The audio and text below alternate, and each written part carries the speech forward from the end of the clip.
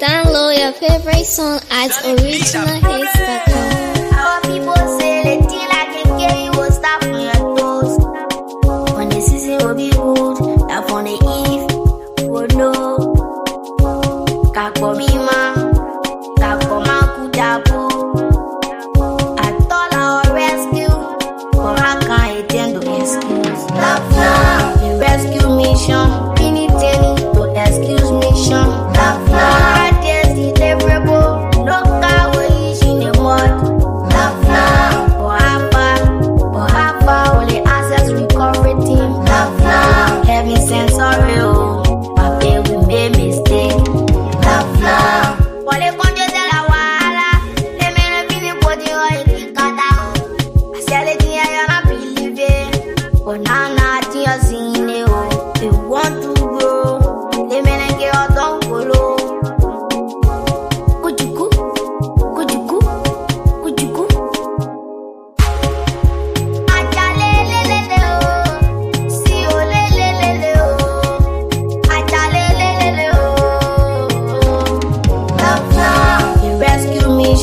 Anything to excuse mission. Love now, there's the deliverable. No car will use in the mud.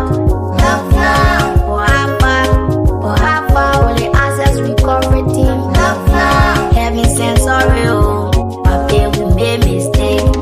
Love now, somebody help me, I got talking. Let me not see it, they get talking. But I mean, come me talking.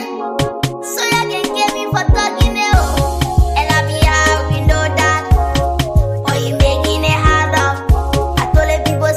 Sleep, all in I believe he was sleep. See you right now, you sleepy.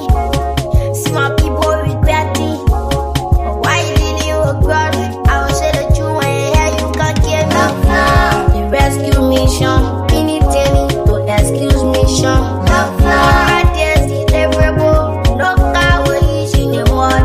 Love now, for half only access recovery team. Love now. Heaven sent sorry, oh, my baby we made mistake. Love now. Download your favorite song at originalhits.com.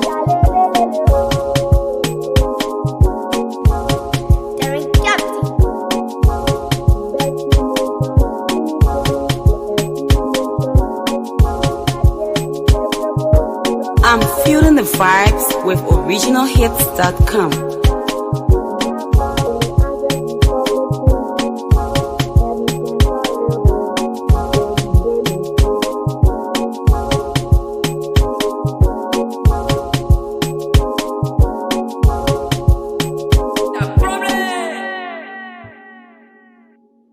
I'm feeling the vibes with original hits. Ladies and gentlemen, following Sound Conte premier platform, this voice is Sinoe here, a brand new edition of the show.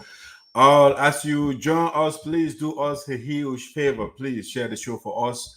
We got our panelists, the co-hosts, and everybody else in line. It will be a brilliant, fascinating, if you like, Fatima's glorious show today. Sagisha is backstage. I got there. The great journey as well. Patrick Bolu is backstage. Ladies and gentlemen, as you join us, share the show. Follow our YouTube page. We're also going live right now on YouTube. We're going to do one more selection here. This time around, we'll do one a new song that just dropped from the Cuenca traditional music, Marie Yamo. We want to play that after that. Will be right on the screen with you. Share. Don't go away.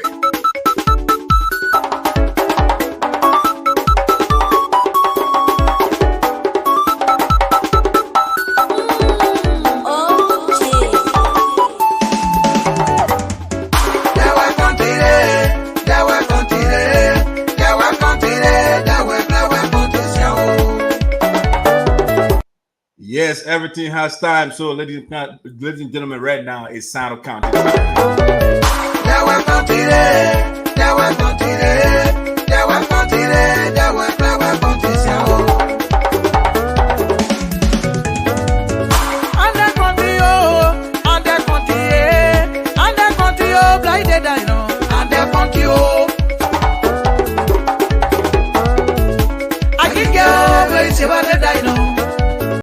Yeah, Kansi, Sagacious, and Patrick Dark Side put their esoteric.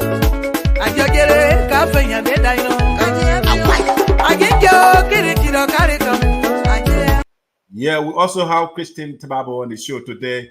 And a new gentleman that just joined us from South County, Sagacious, known as Sagacious, is Charismatic Norris, also on the show today. You know what charismatic means? I will tell you shortly. Don't go away.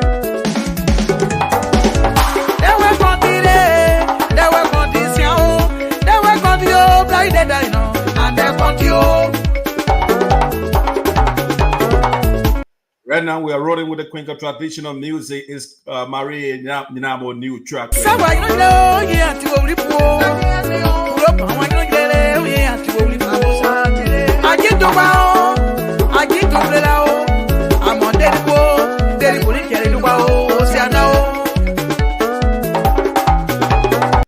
Yeah, we are taking you all over the place today. We're taking you to we take you to Nigeria, and then we'll take you to the nation capital Liberia, as well as Sinoe County, Greenville.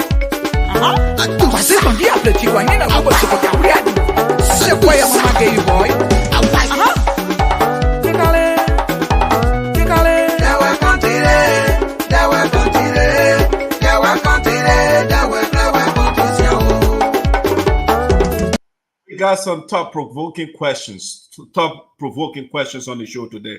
Why is it difficult for Liberians? Should I say, why do we have maintenance problems?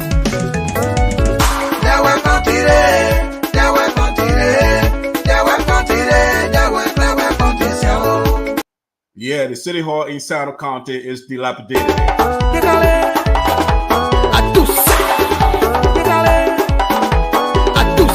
And so is the Ministry of Finance in Liberia. We are also told the Capitol building is now leaking in Liberia.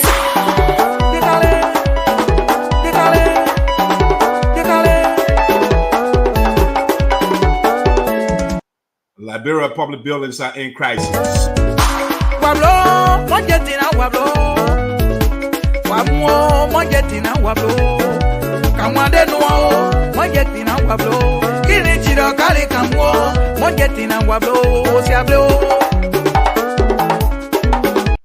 Sinoe County Senator is in the news. Senator Crayton Duncan is in the news this afternoon.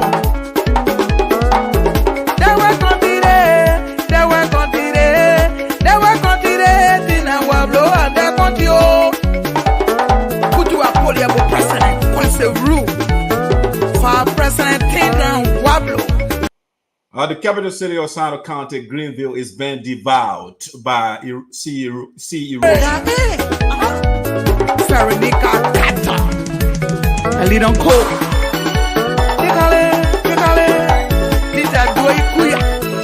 Give me some instrumental, okay? My name Original David, what's all good? Hey, Petra Jala, what's all good? Nina Kuya, Playa de Diana, Wissy, the Diana Popping and the Diana Tatamanda way. Soon I'm with it.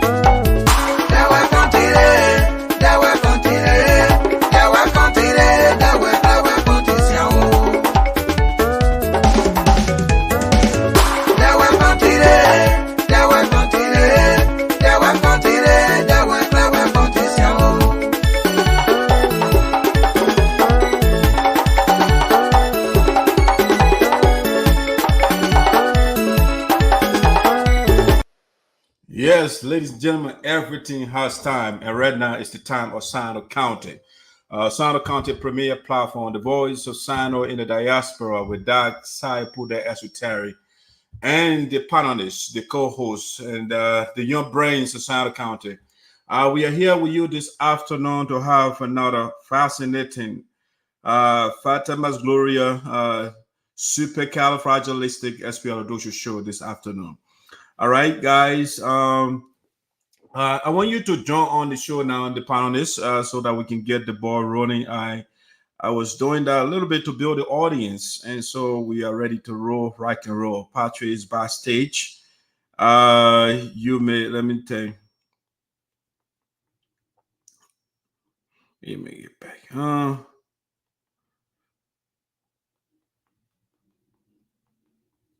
Sorry, guy. Let me send the communication to this guy.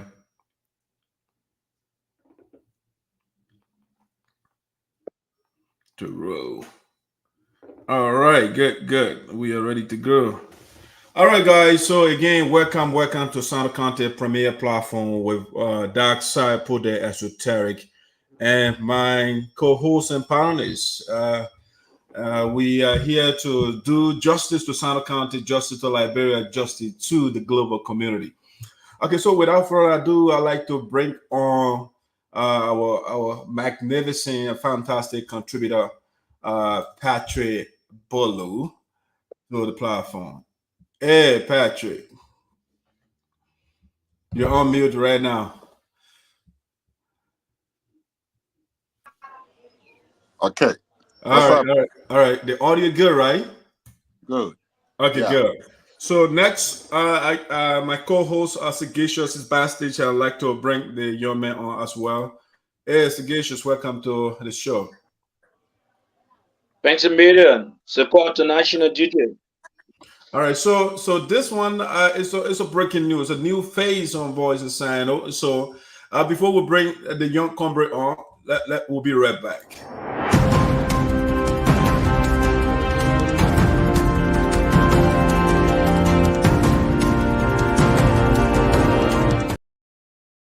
All right, ladies and gentlemen, joining us for the first time is a gallant revolutionary soldier of the great senator of Sinoe County, former senator, I should say, Senator Milton T.J., the young fighter of Sinoe. He is an apologist of Senator T.J. And I just thought, son, this is a voice of Sinoe, right? So we have to represent everybody's view. And so I reached out to the young man, Charismatic Norris, and he graciously accepted to be a panelist on the show. So without further ado, I'd like to bring Charismatic. Charismatic, welcome aboard, man. Thank you, Dyke. It's my pleasure. All right, let me see what I can get that bullet point down to see. All right, welcome to all of you. Welcome to all of you. This is your own platform, and feel free. Is my audio good? Yeah, your audio is good, at least from my side. But is my audio good on your side? My audio is good? Very well. Okay, good.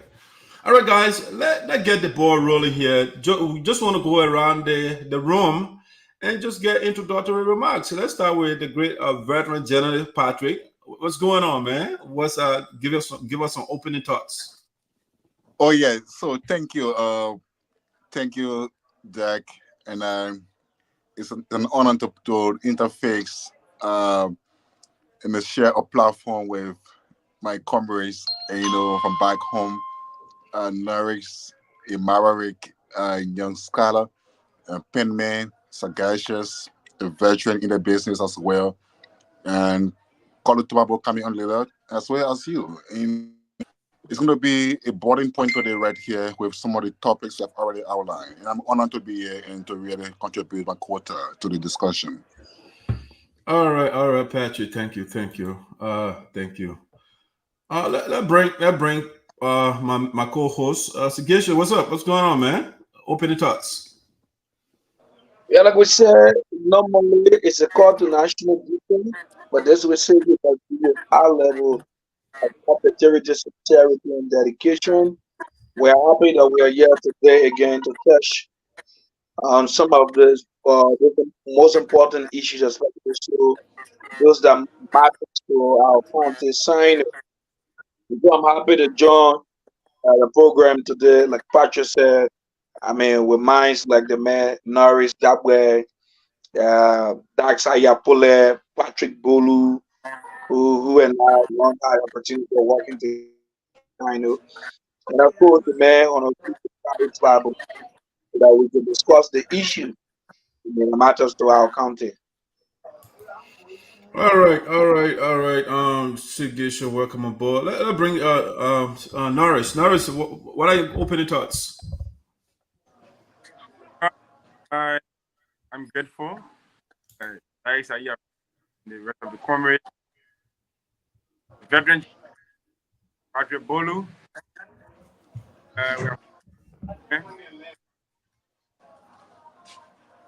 I think your audio is kind of a little faint. Is there a way you can adjust the device a little bit?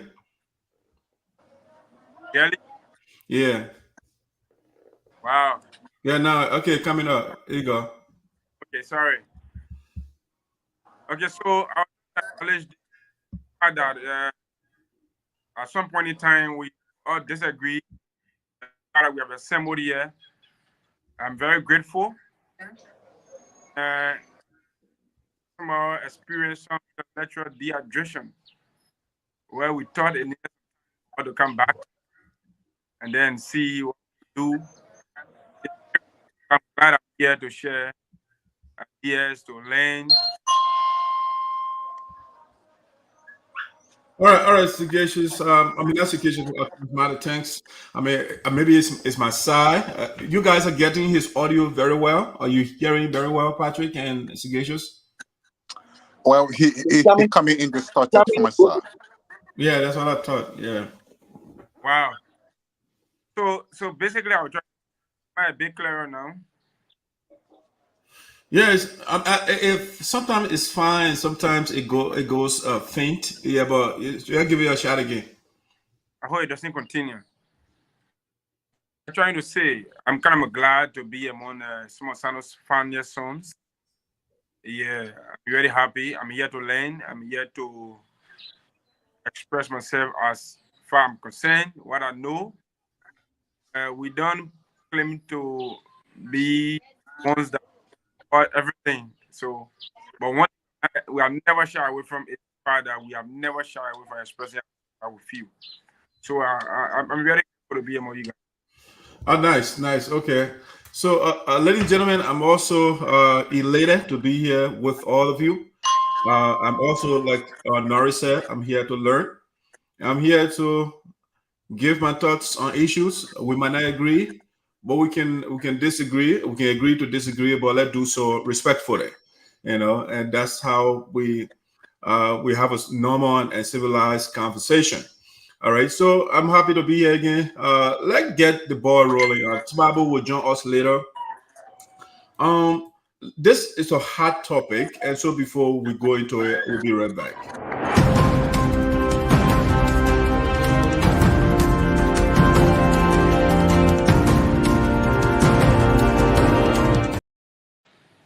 All right, guys, the first issue that we want to discuss, the breaking news we are getting from Liberia, at least from the GSC and the LHCC reports.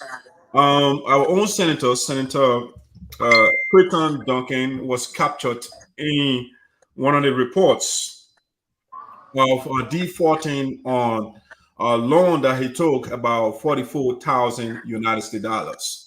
And so we just want to go into that and discuss it. What does it mean for the man who represents our county defaulting? That is to say, refusing, in other words, to pay what he owes to somebody or what he owes the bank because he took the loan from the Central Bank of Liberia.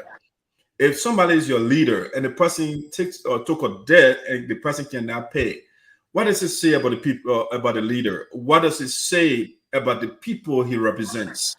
I just want to reflect on that. Let's go around the room. Suggestions. You are one of the apologists, or should I say the stronger apologists of Senator Duncan. What do you make of this? The senator is used for defaulting on a loan. So, thank you. As a matter of fact, this is a country of law. Besides being a lawmaker, it is crystal clear That Senator Duncan is a businessman. He has been engaged into business before entering politics. He's still engaged into business. And so this is a country of law. If Senator Duncan, I mean, there was not a specified time. I saw the report. There was not a specified time as to when he took the loan, when he was expected to pay the loan, and a whole lot of that. But this is a country of law. And Duncan is not above the law. If and only if law seems it's necessary, there should be some punishment accepted. He's not above the law. But fair enough to say, I mean, for the total a little amount, and for the donkey, fair enough. I mean, everyone signed a notice.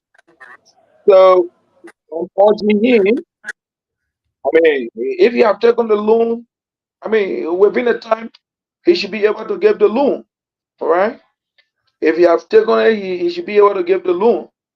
It's not above the law again. I mean, everyone in this country, including Senator Duncan, is not above the law.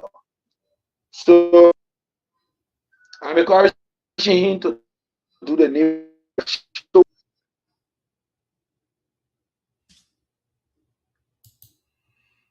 Sigesho, you're kind of mute. I'm not hearing you. Hello?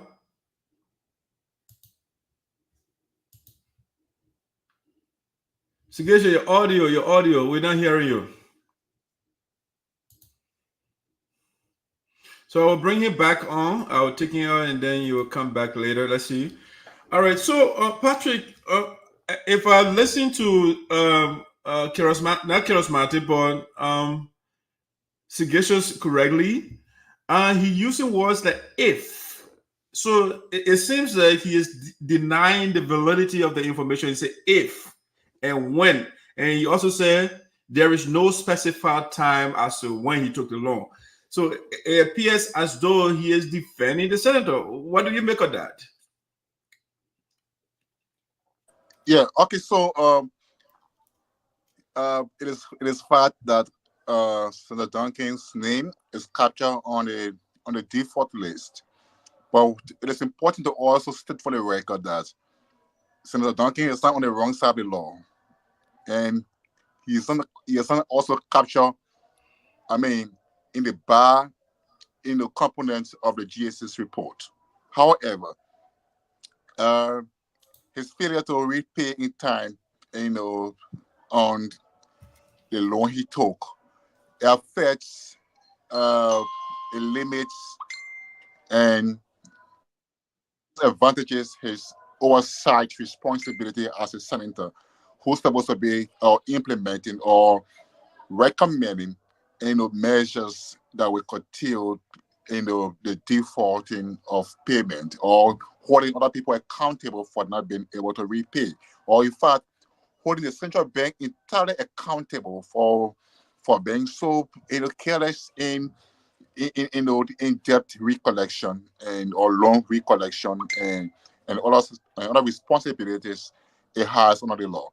So that is the bad side of it. It had the actually placed on his constitutional or legislative integrity. So how he goes about now holding somebody accountable for not paying in time or for not doing the right thing, and what voice he will have. That's definitely when it comes to speaking in terms of oversight. We have not no moral infantry to say you'll be punished for this or you'll be punished for that, or to call for the suspension of the governor or whoever may have been responsible for the whole wahala at CBL. He may not have that audacity on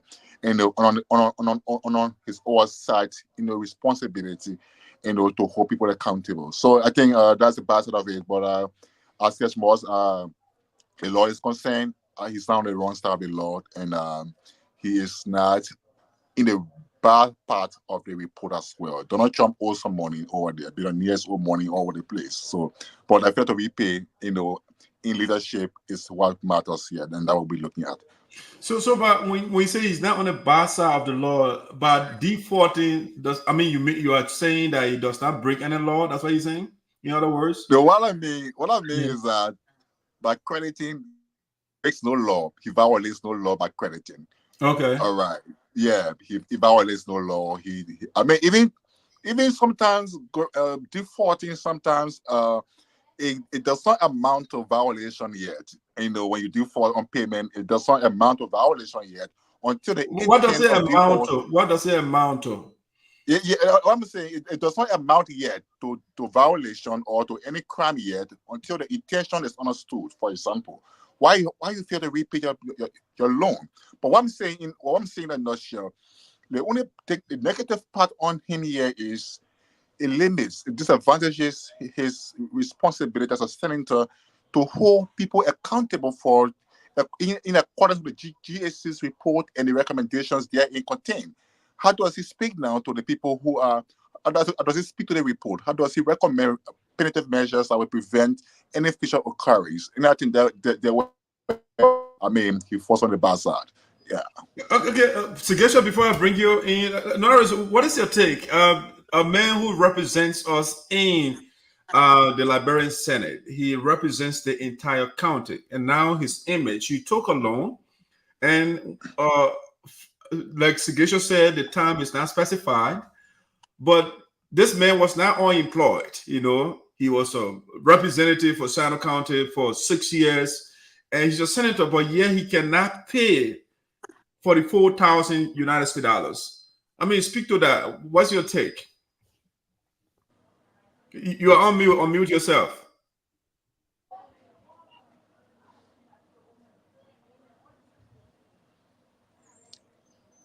Yeah, you're still on mute. Okay, let go. You good to go now. Thank you very much. So many are hearing. Yeah. Thank you. So, Jared said it, right? Since the elections in 2023 October, this is the first time engaging to a topic that concerns Honorable Duncan, who is won the election last year. I listened to Patrick talking, and very clear. I'm not a student of the law, and I don't even intend to be. I should not pretend to be one. But taking a loan is not illegal. When you talk about default payment, you have the legal knowledge to know. But what I know, if somebody takes a loan, then it was not paid. To question, I'm not discussing law. I don't have the regulatory knowledge to discuss law. Why it brings to the question is your credibility. But then again, I speak in charismatic noise, I'm not surprised. Every time I get surprised when I hear Dongy does a good thing, a very good thing, then I'm surprised. But when these issues of credibility are mentioned, then it is not a news to me, because that's what I believe the honorable man is. I will use the honorable man for the sake of the show, because we should be very, very civil to some extent, but equally so, we cannot micromanage the usage of the English language. The words are there to be used. I'm not surprised that the correction of Sinoe name is mentioned when it comes to this. This senator believes in no law. He has acted the way he feels. Why a man tells him. So even common business people in Sinoe, this and also common business people in Sinoe, petty traders. Little money that even today you can just go to a mobile money center in a community and send. But he feels that they cannot do anything to him. So I'm going to make a reference. I'm not surprised when I saw the name that Senator Dongy owes the Republic of Liberia for the $4,000 United States dollars. Apparently, such money was used. He used the money to elevate himself to political power. So, as I said, I don't know what the law will do in that area, but one thing I know that he has further brought his credibility into questioning. Yeah. So, Charismatic, you said something. You said the senator believes in no law. I mean, how can somebody be a lawmaker and not believe in no law? What makes you to say that? That's the paradox of the whole thing, right? And it's not limited to Senator Duncan. We have some lawmakers in Liberia. That is how you put it. The fact that you're comfortably seated in America should not make you to forget that the most lawbreakers in Liberia are the lawmakers, right? So he's a man who believes in no law, as I said earlier. He possesses a little bit of, I don't know what you call it, but I just know the man, right? He doesn't care about how someone feels. Now he has a standard to not just an individual, but the state that he represents as a lawmaker. A leader that should be exemplary is now being heard in the news for the wrong reason. If you come to Sinoe leadership, because he represents Sinoe, of all the leaders in Sinoe, they speculated, in fact, almost in every corner in Sinoe that he's the only millionaire we have. He's the only man who possesses a very fat amount of money. So whenever you hear when they don't pay back in time or pay at all, people don't want to believe it. And it is no more political time.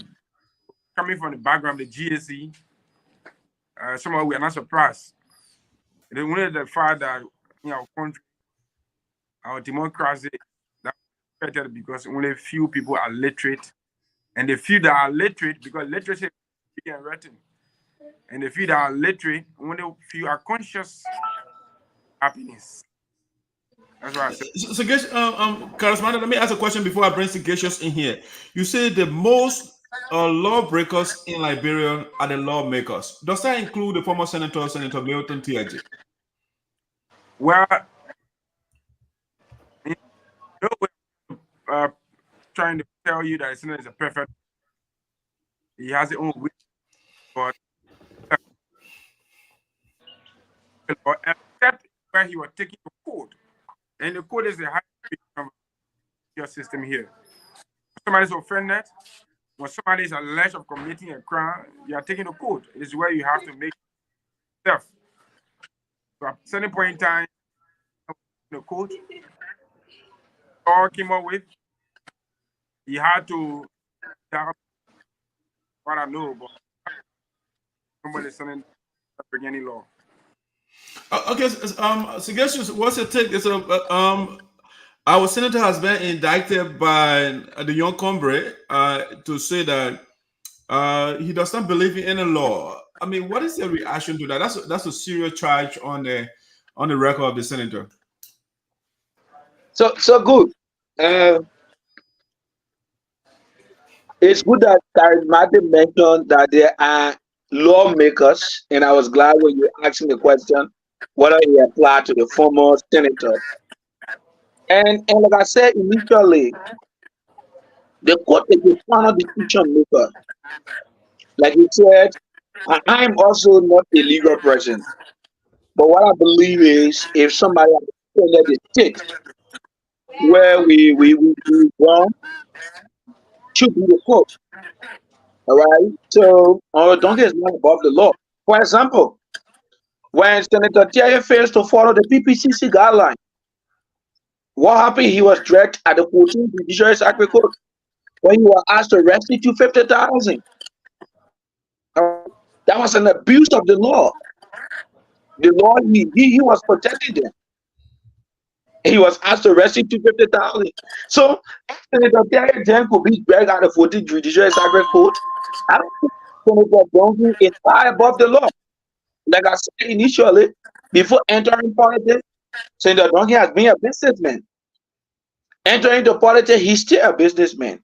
But if he have offended the state, if the state sees this as a crime, the place we can go to get redress is the court. Until then, I'm urging him, if you have owed the Liberian government like it is been said by the report, he needs to do the needful. And I trust that he can do the needful. All right? So, Suggestion, when you brought in the senator's business background, how is it germane to this discussion? But he has been a businessman. Yeah, why? How is it germane to the discussion? But we can separate what he took the money for. For example, he has been a businessman, still a businessman. So we can separate what the senator took the money for. Why is he took it for his business purpose? Okay, He's so a businessman. when if I'm understanding you correctly, he is in our office and doing business at the same time. So isn't that a conflict of interest? There's nothing called conflict of interest if a person is a lawmaker and the person is at the same time making business. There's nothing called conflict of interest. You are in public office, you are doing business, there is no conflict of interest? No conflict of interest. I can be a lawmaker and choose to sell gasoline. What's the conflict of interest in? How do you distinguish? How do you distinguish public resources from your personal resources when you are in our office and you're doing business at the same time? So is there any law that forbids a lawmaker from making business? Yeah, but the code of conduct, I'm not saying that. I'm not saying there is no. I can't say for sure because I'm there is with all the laws. There is no law that forbids that. It's not a crime. No law forbids business. A lawmaker from doing business. I can be a businessman, choose to sell cracker. There's no law that forbids that. Okay. Patrick, what is your take on that? That's very interesting. Okay, so here's the thing. One thing that is usual in Liberia, in Liberian governance space, is that there is no absolute integrity for public officials in this country. So anybody can choose to be, to be integrous, or you can choose to, to be, a non-conformist. But the point I'm discussing here with this Duncan's appearing on the default list of the GAC report, why it has some integrity issue when it comes to oversight as a lawmaker. What it also aligns with conflict of interest, for example, on the code of conduct. I think it is more private. It is more private than political. Yeah. I think he took the loan as a private person. The other point that is important to stress here is that Duncan's presence, or his appearance on that list also validates, the assertion that he still has a very huge influence within the central bank cycle, because he was there. He ran a central bank before on Governor Jones as communications director, and then to the rank of special assistant to the governor. He was in charge of everything. In fact, some of the people in service today at the bank, some of them came at Duncan's recommendation. In fact, all right. So I know his influence has been validated that yes, so Duncan can walk to the bank anytime, ask for whatever he wants, and get and guess what he wants.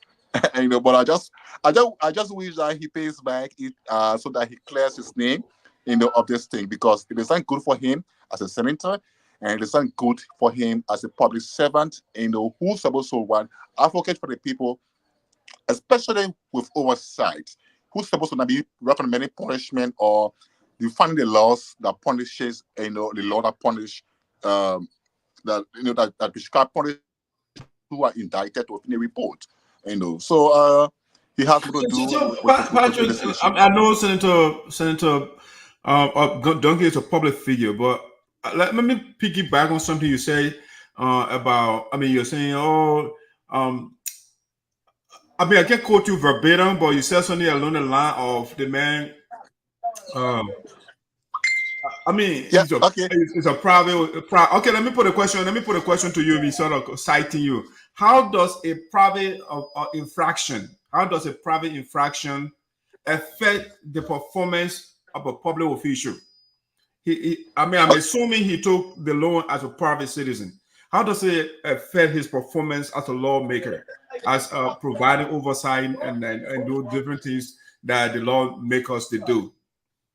Okay, so it affects everything about a lawmaker's position on the basis, of public trust, and the public, in the code of conduct, the code of conduct guarding, because anything that goes wrong with whatever he does, it affects or it impacts his position. So that's why it is difficult.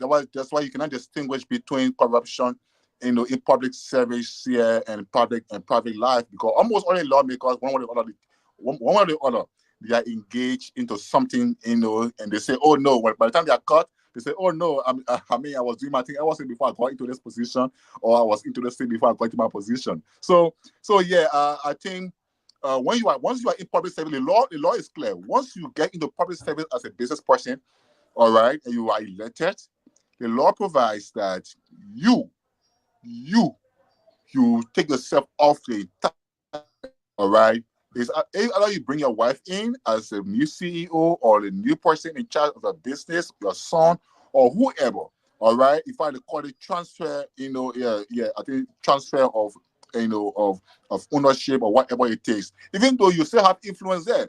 But the law now prevents you from being owner of a particular business, so that you don't trap yourself with the issue of conflict of interest.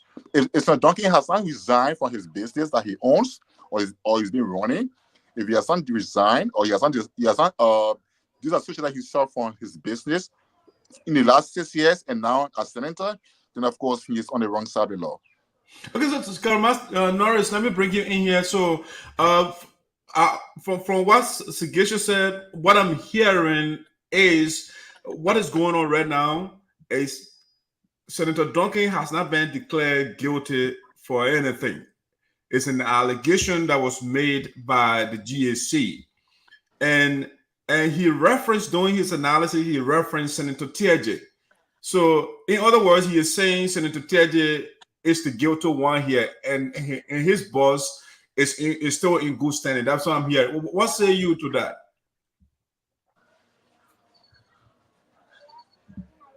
I think you're on mute. Let me see what I can unmute you here from my side. Okay, you're good. So we cannot use past issues. Yeah, your audio is not too good. Yeah. Are you hearing me? Yeah. Okay, go ahead. I said we cannot use yesterday's actions to justify today's wrongs.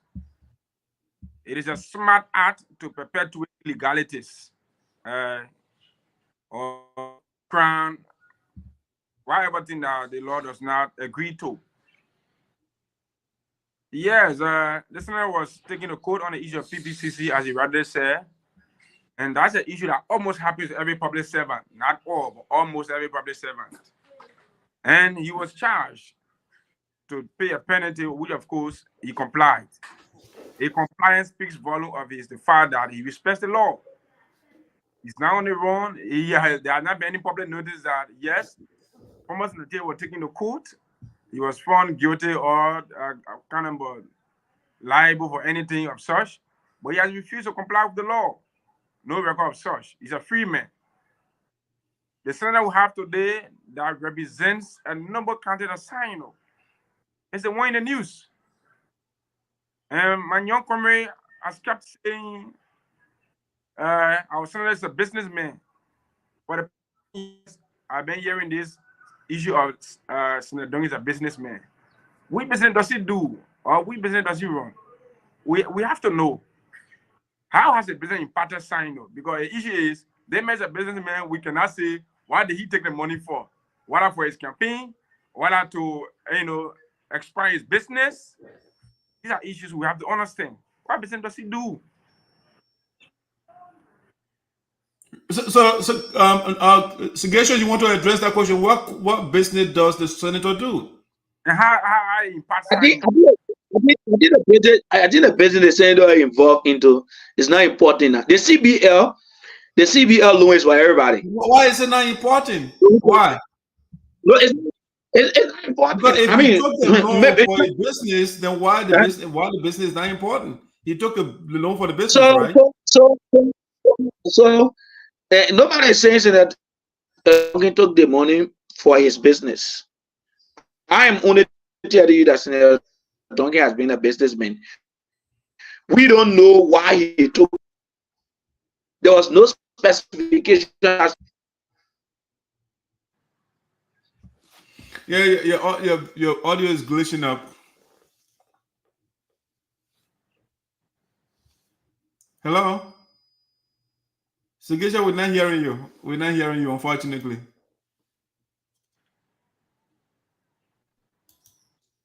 Yeah, I'll kick him off and bring him back on. His device service is glitching up over there. Yeah, so Norris, the man is still defending his boss. You know, the man did nothing wrong. I mean, I don't get it. But here's my take, though. Here's my take. I think number one, we, the so-called relatively young people in Liberia or out of Liberia, we enable the corruption or the lack of integrity of the leaders, because we tend to defend them when they go wrong. Whereas, I mean, you can support somebody and at the same time say the wrong things the person does, especially when you are patriotic, when you love your country. You know, when you put the country first, then you should not put the leader first, even if the person is wrong. You know, and that's what I noticed from a lot of leaders, the young guys in Liberia. They were righteously and robustly defend a leader who goes wrong, and it's not helping the country. You know, so I think we have to revisit our approach. Let's look at it from the patriotic standpoint and not from the political standpoint, because politics, I mean, you always have to defend the person you love or you support. You know, that's why some of us, we are on record. I'm an apologist on Bozasa, but when he went wrong, I wrote a whole article. And I wrote an article. I said, "Why I disagree with my father." You know, so that's how we're supposed to go about, you know, holding our leaders accountable. When they do it right, we applaud them. When they go wrong, we say it as well. You know, but I mean, I see the tendency of, you know, young people using their energy, they're using their brain just to defend anything, every which way. You know, it's not healthy for the country. I think when somebody represents a country or a county, you have a huge responsibility. Because right now, if I ask Charismatic or if I ask Patrick, whether you will mimic the example of Senator Duncan or Senator Tiaji with reference to let's take Duncan for example, taking a loan and not paying it back. Can you mimic that example? You cannot. In the case of Senator Tiaji, I mean, using public phone for something different and you are declared guilty, can you mimic that example? The answer to that question is no. So you need somebody who represents your image, your values, what you can aspire to, you know. And I think we have to do better, because though leaders, the guys, especially the older ones, they have played their part. And the new Liberia right now is for people like Charismatic. I can even say I'm out because I'm older, pretty much. I'm in my 40s, you know. Yeah. So it's for you guys. So what you build right now, you enjoy the fruit. You know, you enjoy the fruit of that. Your children will enjoy the fruit of that. But if you continue to borrow a word from Norris to perpetuate the same old culture, you know, then you are not doing yourself justice. You are not doing the country justice. You are not doing the next generation justice. You know, so that's what I think that's my thought on that issue right now. Senator Duncan, at least for me, on that Duncan, Norris and myself, I think we're on the same side, because I thought Duncan is bad for Sinoe County. And during the campaign, we said that over and over, because first of all, the young people that ran campaign for Duncan, I mean, they did something for him. And there is an article right now on Front Page Africa or your go online where the guy literally refused to pay these people. that work for him, and he calls them crooks and different names. You know, so some of us, we have told these people that this guy, like Norris, not Norris, but Sigisho said, this guy is a businessman. He is only here to foster his capitalistic business desire, you know, to fulfill that. That's why he's there for, to use our resources so that he can build his business empire. And then the people will go work for him, you know, the capitalists. What they do is they hire people and they give them little or nothing, but they expect you to work more for them, you know. And that's what, so the man is now using our office according to his supporter to run his personal business. And I think it's terrible for our county to have a businessman, another Donald Trump in Sinoe County, whose goal is to take our team on, our law, bring, I mean, how you call them, Filipino from all over the place to come and fetch our logs and different things. And he got, I saw the other article, the man, he carried a company, he got 12%. And so my question is, what is Sinoe County getting from here? When the man alone got 12% in the company, and maybe our people, they want to go for janitorial jobs. And that's what the man goes around and say, oh, I get people. So I am flabbergasted. Sometimes I'm literally nonplussed when I see smart young man like Sagacious supporting Crayton Duncan. Because that man, if you ask me, it's like a legal, legislative, congressional BM. That's why he is. Because the man, guess what? During the campaign, you know what he told Sagacious? He bringing 600% to the United States, and 1% has not come. So I don't know why anybody would believe or take that man seriously. For the record. Yes, well, one thing. Mm-hmm. I saw on the CBR list I saw Crayton Duncan. The very first thing, I don't know which are the Crayton Duncan. How many of them? But you can determine who's the Crayton Duncan. I saw Crayton Duncan. The CBR did not tell me that it is Senator Duncan. I did not see any photo attached. There is nothing like Duncan was invited or code or so. I saw Crayton Duncan. How do I determine first that it is Crayton Duncan of Sinoe? That's one. Two, the work visa program which you are in America, you know about. Nobody said the carry says on person. Don't overstate the figure. And I can be on the show, then you overstate the figure and people run with it. The work visa program spoke about 300 persons. And you know you are 300 persons. Did not say 600 persons. Now you are 1 minute. I'll protect your time. 1 minute. Let me bring something quick. Let me bring something quick. Just to tell our audience, you said they just said Crayton Duncan. Yes, the article page portion here from the article. It says here, let me start from the top. Notable defaulters include former finance minister Augustine K. Coun, owing $5,000. That's $91.29. Sinoe County Senator Crayton Duncan. It can be any clearer than that. So we report you reading that. Is that from CBL or from the newspaper? From a newspaper. No, I want CBL report. Are you not DJ me newspaper? I want CBL report. But let's leave it. I'm not supporting that. I'm not supporting the fact that when people take credit, I'm not pay it back. I'm not supporting the fact. If Senator Duncan have taken loan, it's important that he pays back. He's a public servant. The party talk about oversight. When you say if he took a loan, you are not even recognizing that he took it. No, I say if he took a loan, I'm not too clear that he took a loan. CBL, they think about loan here. They think about loan. I mean, I continue to say this country is a country of law. If Senator Duncan have taken a loan and CBL feels that he's in the wrong, I mean, there is China. No, that is what CBL is the General Auditing Commission of your country. The people why Where you took the loan from? From the central bank. So that's a CPL. I mean, it's a general already commission report that you're talking about. I'm saying if you are taking loan from CPL, all right, it's important that you pay.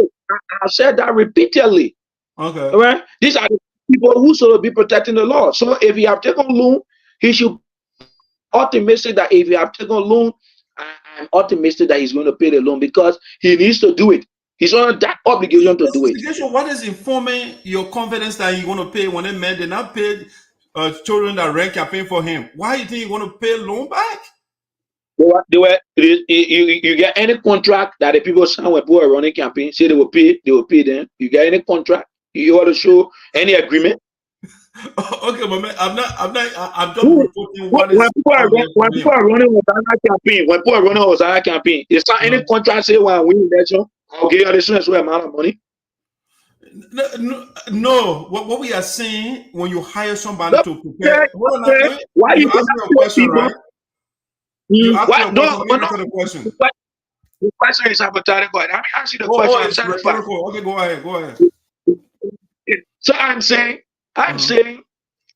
who run people campaign? People not telling us when you get so amount of money. In fact, if you check the number of people that run a particular politician campaign, not all of them can go to office. Not all of them. So you can say everybody that run saying that when people represent representative Zaza campaign 2017, that all of them took a cabinet building. Hell no. They were even strong supporters that were never. So you can expect, even Senator Tiagi, and it goes across all politicians. It's not just limited to a particular politician.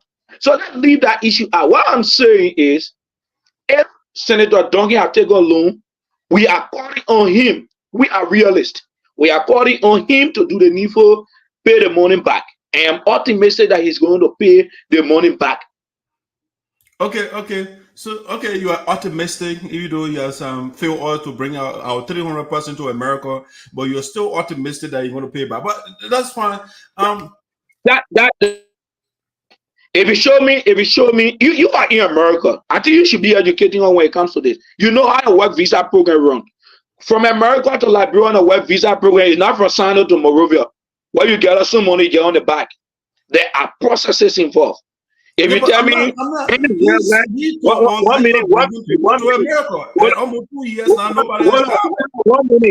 1 minute. If you can tell me, if you show me any article of voice recording, where there was a specified time, say between this time and this time you go in America, that was Duncan said to trainees and said to the people of Sinoe, then bring it to the public. You know how a visa program works. It's in America. You are in America. You should be educating her. It's not from Sinoe to Monrovia where I get money, I can get a motorbike and come or go. You know the processes involved. The reason I'm emphasizing on that, you should be educated. Visa program works. Let me provide a little education. I got a couple of co-workers that came on the very program right now in less than 1 year. Crayton Duncan made an announcement almost 3 years now, and Suggestion cannot come. You know, Charismatic cannot come. Patrick cannot come. Okay. No. I can't be on the show. You say more than 3 years. Why are you say more than 3 years? You misleading the followers. Not more than 3 years. How many years? That work visa program came. It have not even reached a year. That work visa program came during the course of the campaign. Okay. Doing the your man is struggling. Let's get another person the opportunity. Charismatic, what is going on? Yeah, struggling. You're struggling. Let bring Norris. Norris, what's the man is struggling. Oh my God! You see, it is a very difficult thing, right? It is honest, and it becomes an embarrassing situation when your cherished political leader is in the news for the wrong reasons, right? And this man has a long trajectory of deceitful information. I guess I got talking about going to the United States of America. It's not like traveling to Monrovia. These are pro-election statements, right? Because when we try to discuss the issues during the campaign time, that this lawmaker is very dishonest, because we all somehow have not traveled to the United States of America before. But to have told people that you take approximately 400 persons to America, it was not just hilarious, but it was an abuse to the people's consciences. Because you feel that a certain person is not at this level, so you take an advantage to spew anything in the public. So I just said, not reach a year. That's dishonesty. This entire issue of people traveling to the United States of America started in 2022. That's when I first heard that. And somebody was clear on the radio that by July 2026 of 2022, they would have been in Liberia. Who is that? Somebody that said that, Charismatic, who said that? Okay, senior brother Magic Brad Dixon told me clearly. He's somebody who I have a personal relationship with. Brad Dixon today, who is the coach of Sinoe team. And he used to be the secretary Duncan's office. I don't know if he still possesses that position. He told me clearly that July will not meet him in Liberia. And that was in 2022. So I guess I gotta be questioning us. Going to Monrovia is, going to the States is not the same as going to Monrovia. So you are being very deceptive. We said that to the public.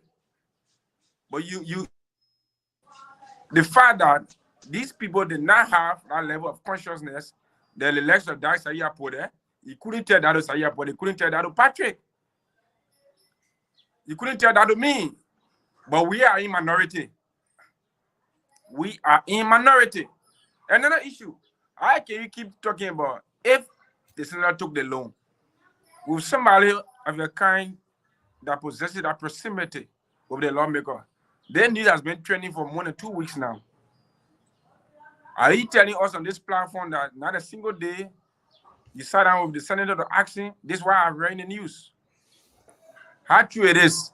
Because you keep using if you're adapting the report from the GSC as far as going to the issue of name. He said anybody can be Crayton Duncan.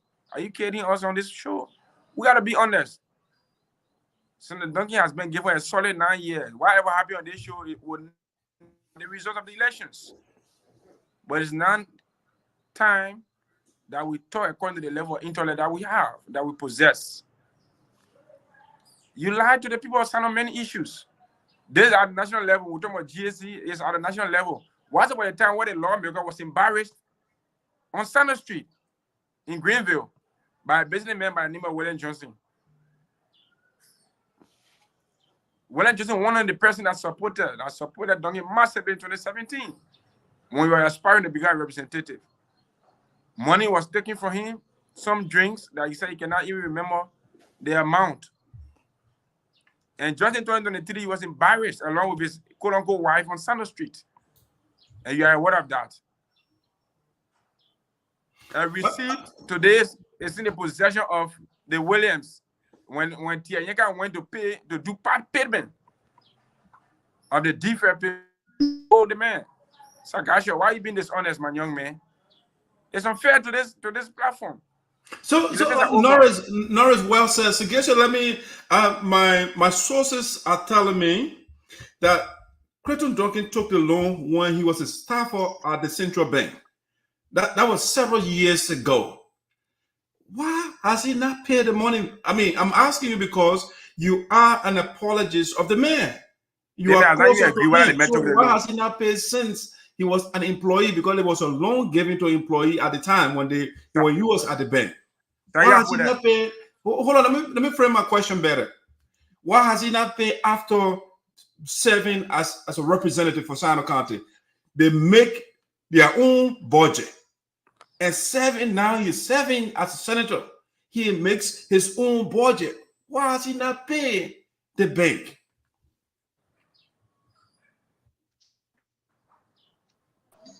So I don't trust your soul. I'm sorry? Yeah, I don't trust your soul. You say your soul is the soul. He just told you that he took the loan at the time you are CBL. I don't trust your soul. Adapting. You can't ask the question. I will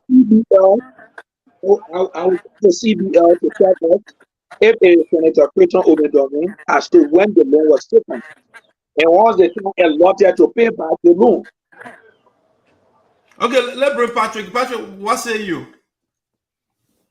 Yeah, so mentioning the likes of Augustine Baker Fund confirms the the length of time this loan was taken, because I'm sure Augustine, when he got out of government, uh, Augustine took that loan either when he was at Budget Bureau, at Finance, or at Foreign Affairs.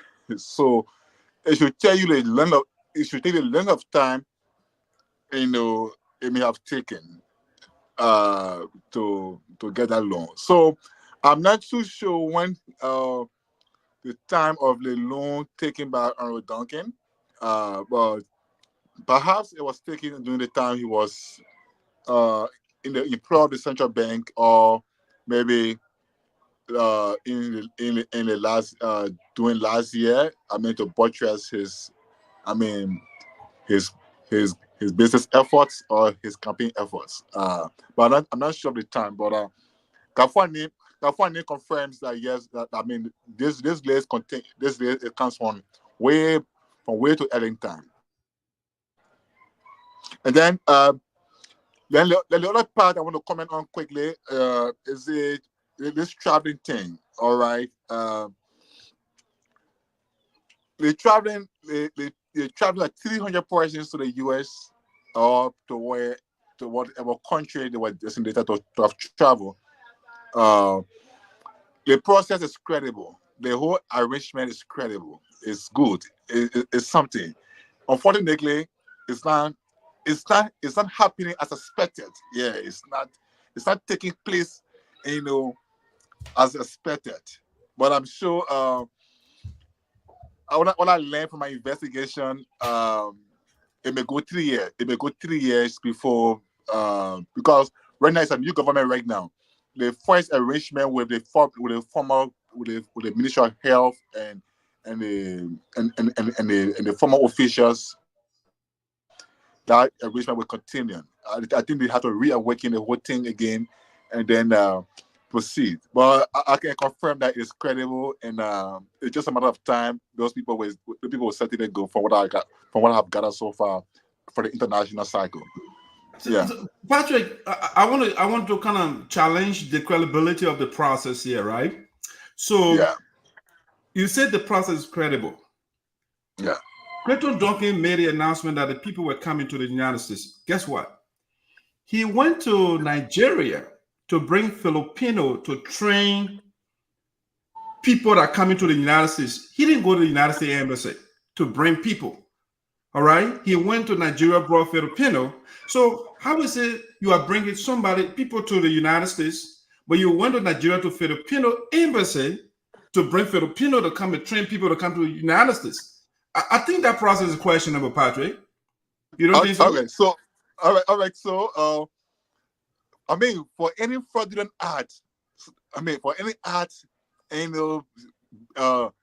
seen as a scam, I don't think somebody would bother themselves to go spend money. You don't know what it will cost to bring. The number of persons, the number of trainers Duncan brought to the country from Nigeria. You know how much it cost him, and to even meeting them here for the time to stay. That's too much money. All right, so Duncan would not want to spend that amount of money, on a scam. So what did he go to? Secondly, two other factors that confirm the credibility of this thing will be his public appearance. His public appearance on the national platform, and to explain the entire to his and the processes leading to it.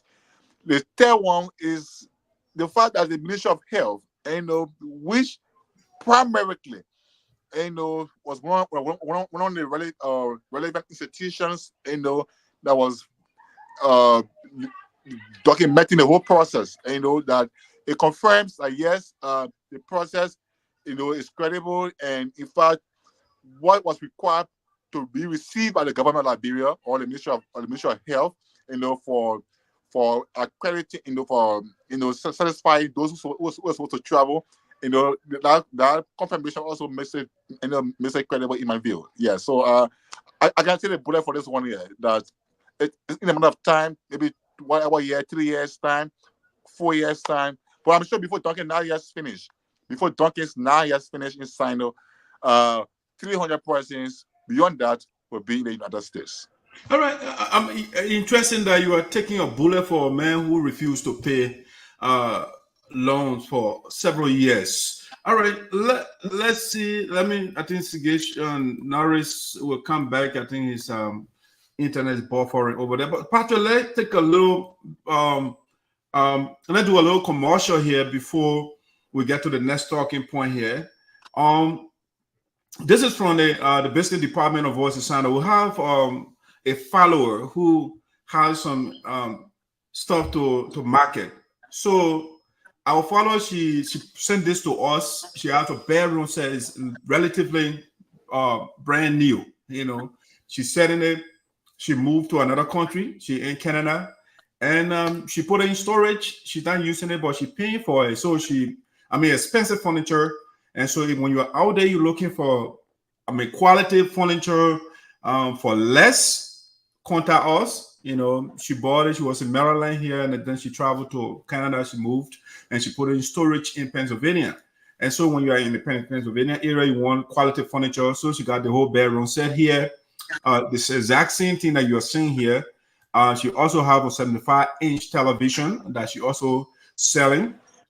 I think I forgot the loft. They got the chase. Actually, the chase I didn't upload it here, but yeah, she got the bedroom set and this TV plus a chase. It's going for $2,500. She said $2,500. You can't beat it. All right. So if you are interested, inbox me, and then we'll move on from there. Patrick, another thing that I want to do before we move to the next thing here is. Let's do a shout out to our minister here. He celebrated his birthday, Ojukwu Nyimpa. Celebrated his birthday, so let's do a shout out to him. Oh yeah. I've always referred to him as Sinoe's all-time good ambassador. Yeah. He's honestly generous, you know, and he doesn't like to be seen in the public too much with what he does, you know, and how he does the things he does. But I really appreciate his birthday celebration. It was a joint celebration, joint commemoration, birthday and anniversary. But I want to say a shout out to him again, Minister Nyimpa. Continue your kindness, continue your generosity, continue your engagement with the people, and keep doing what you're doing for the young people and your generation. Happy birthday to you, and one anniversary to you as well, and your wife. Yeah, on behalf of the platform as well, we should I say on behalf of my family, my beautiful wife Bolu Freeman, we'd like to say happy birthday to the minister. You know, even though now he's a former, erstwhile minister at the Ministry of Finance. And I want to say happy birthday to you. Wish you many, many more years. Speculatively, it's not confirmed. I'm about to say right now, because again, Voice of Sinoe had 2 rooms: speculation room and the factual room. So speculatively, we are told that he want to be challenging Senator Augustine Chie in 2029. Senator Augustine Chie, I personally, I got my view on him, and the honorable man wants to challenge him, we are told. All right, so we want to say happy birthday to you, Mr. Nyimpa. We also want to say happy birthday to this young lady right here, Shirley Sinoe. She is a member of the United Sapper Association, and again, it's a speculation, it's not confirmed. We are told she wants to vie for the vice presidency of the United Sapper Association in the Americas. She's a well-educated young lady. She undergraduate degree is in political science. And she has a master, I think, in the human health or human services area, human resource management or something like that. So she up to the task. She's a contributor on one of the Spoon Talk shows. I think the late night show. She's one of the contributors there. She contested recently in the quick contest, the That's the 34th National Convention of the USA that was held in Iowa. Something went wrong there. The internet was slow, but she should have been the queen by now. One of the supporters of her sent 3,000, but the internet in the service in the building was slow, so the money did not get to the financial team on time or in time. And then they made the announcement for the current queen to be declared as the winner. And also want to say happy birthday to belated birthday to Shirley Sinoe. We wish you many more happy returns. Patrick, you want to do a shout out to her? Go ahead. Oh yes, yeah, of course. I interacted with her on many occasions during the time, at the convention. She has a human heart, yeah, especially what you making reference to who have really put the USA in crisis. You have made the convention very bitter and sour, but I think her understanding was very welcoming and accelerating. And I want to say a shout out to her. And, happy birthday and happy birthday to you. And please keep enjoying yourself and growing smart. All right. Well said. Another thing I want us to get out of the way, Patrick, before we go to we have. Again, we are reaching out. She's a potential contributor to the show as well. We're reaching out to her to see whether she can join us. We got a lot of men here now. I want more females too. So she will be joining Sarah pretty soon. Sarah, she's our one of the co-hosts on the show. She just had a baby, so we want to say congratulations to Sarah. Yeah, baby girl, I think. Yeah, we are with you. And the Patrick Holy says, go in the war and propagate and reproduce. And you are doing just that. So we want to say congratulations. And Voice of Sinoe is blessed to have a young lady coming to join us. And at least she will be virtual her mother to build a better Sinoe or a better Liberia.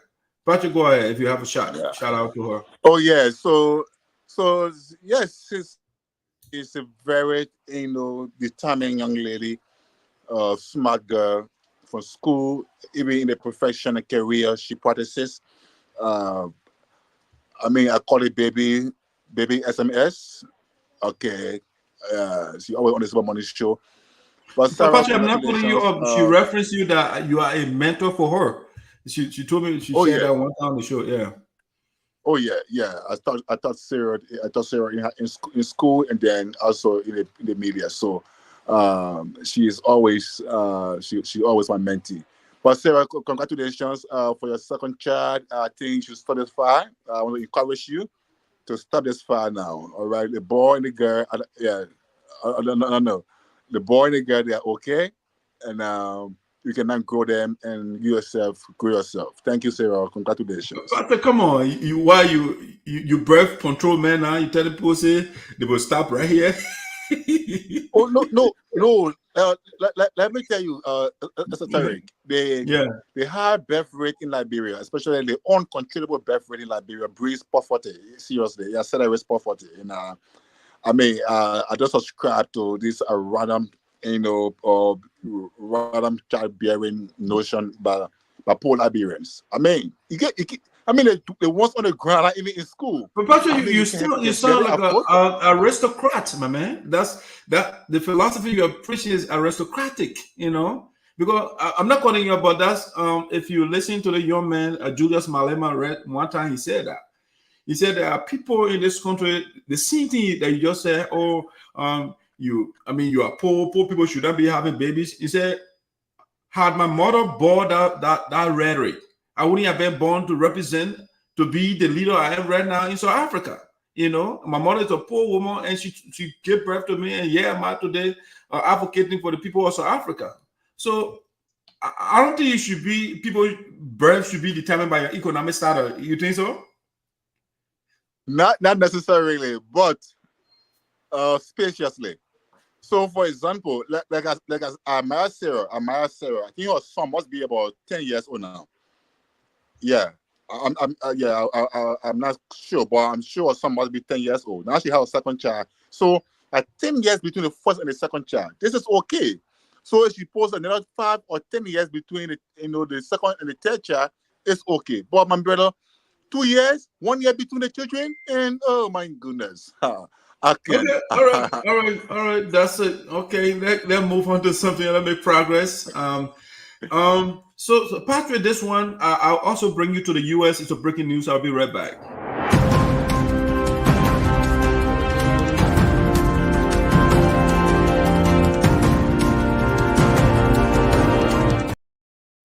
All right, so this gentleman is called Boto Jawi. Boto Jawi was the co-chairman on the board of directors of the United Support Association in the Americas. But for the recent convention, the 34th National Convention, he's no longer on the board of directors of the USA. All right, so Boto Jawi is out, and we have right now replacing Boto Jawi because 2 persons. So we have Honorable Kula, Jacob Kula. He was also on the board before, and he opted out. Boto Jawi, we are told he did not meet the requirement stipulated by the Electoral Commission, and therefore he was disqualified. That's what we were told. So because of that, 2 spaces were created on the board. So filling in the gap for Boto Jawi is the Texas Ranger. We call him Maya Mondabu. He's the Lone Ranger from Texas. So he took that slot right now. He's on the board. And I tell you something, Patrick. This man is highly ideological. He's opinionated. He has opinion issue, and that board will be. He's very ethical as well. So the board of the USAA, they got somebody that will hold their feet to the fire because my mother doesn't joke. He doesn't panel to anybody. He has an opinion, and you must assert that. So I want to say congratulations to Maya Modu for making the board of the USA. Patrick, go ahead if you want to do a shout out to him. Yeah. The name Monbo in Sinoe. The name Monbo in Sinoe or Liberia is associated, with Excalibur. Yeah. It is a code name in education, excellence, and ideology. I want to say congratulations to you, Uncle Meyer. I think it's also on the single communities board. So being on the USAA board as well, I think it expands his responsibility, and I'm hopeful that he will really serve, to the expectations. Congratulations, Uncle Meyer. Okay, so before I bring this next one here, Patrick, this one nobody saw it coming. It's strange in the USA. So that's why I call this the rising power or the rising star within the Sapo community in the USA. Before I review him, I'll be right back. Don't go away.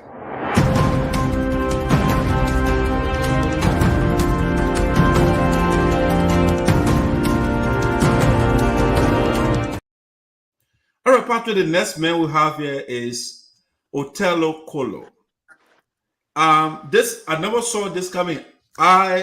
I mean, think about it. The spokesperson for the elders and the ancestors did not see this coming. Think about it. So Otello Kolo is a very determined young man. When he came to the U.S., the first thing he did, he has been in the state of North Dakota. The first thing he did was to make sure that the Sapo community in the U.S. has a chapter in North Dakota. So he worked with the board of directors, and the chapter was established. Okay, and he ran that chapter for 2 terms successfully. He held one of the best conventions in the USA. He did a wonderful job. He just stepped aside, and now I think Melvin Dewitt is the president for that chapter right now. But Patrick, we never expected this man to make the board because you know what, Patrick? We have the notion in our community. I mean, it's in Liberia as well. When you get a big degree, then everybody looks up to you. Even though degree does not equate to leadership. Having an academic paper is different from being a leader. So Otello Kolo has exhibited leadership time and again. So they went to Iowa. They get all these big names, Dr. Taliesin Fale, the great Boto Jawi there, all those different names, Peace Leja, those people. And Patrick, they went to the ballot box. The person that garnered the more people, more votes, it was Kolo. Yeah. I mean, in the whole, the people themselves, the man was in, he was en route to the convention, and they started campaigning for him in the building. It was amazing. They started campaigning, we want Kolo. When the people then bring a PSG, you say, no, we want Polo. When the other man brings him master, I get master, he said, we want Kolo. You know? So the guy has a spirit. So he's a rising star within the Apple community. He's rising exponentially. Right now, he's on the board. He has been advocating. That's what I mean. The former president of the USA, Green Code, you know how Green so call him, North Korea president, because the man has a position. When he takes a position, the right thing must be done. So the man, they call it North Korea. They ostracize the man.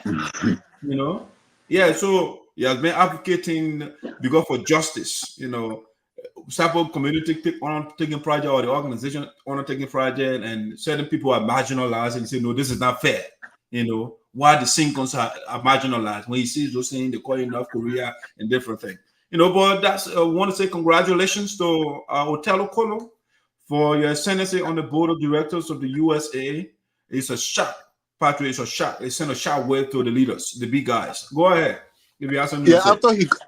After he got registered, I pair him. I had a conversation with him, and I pair him weighing against. I mean, the caliber of people he was meeting, encountering, you know.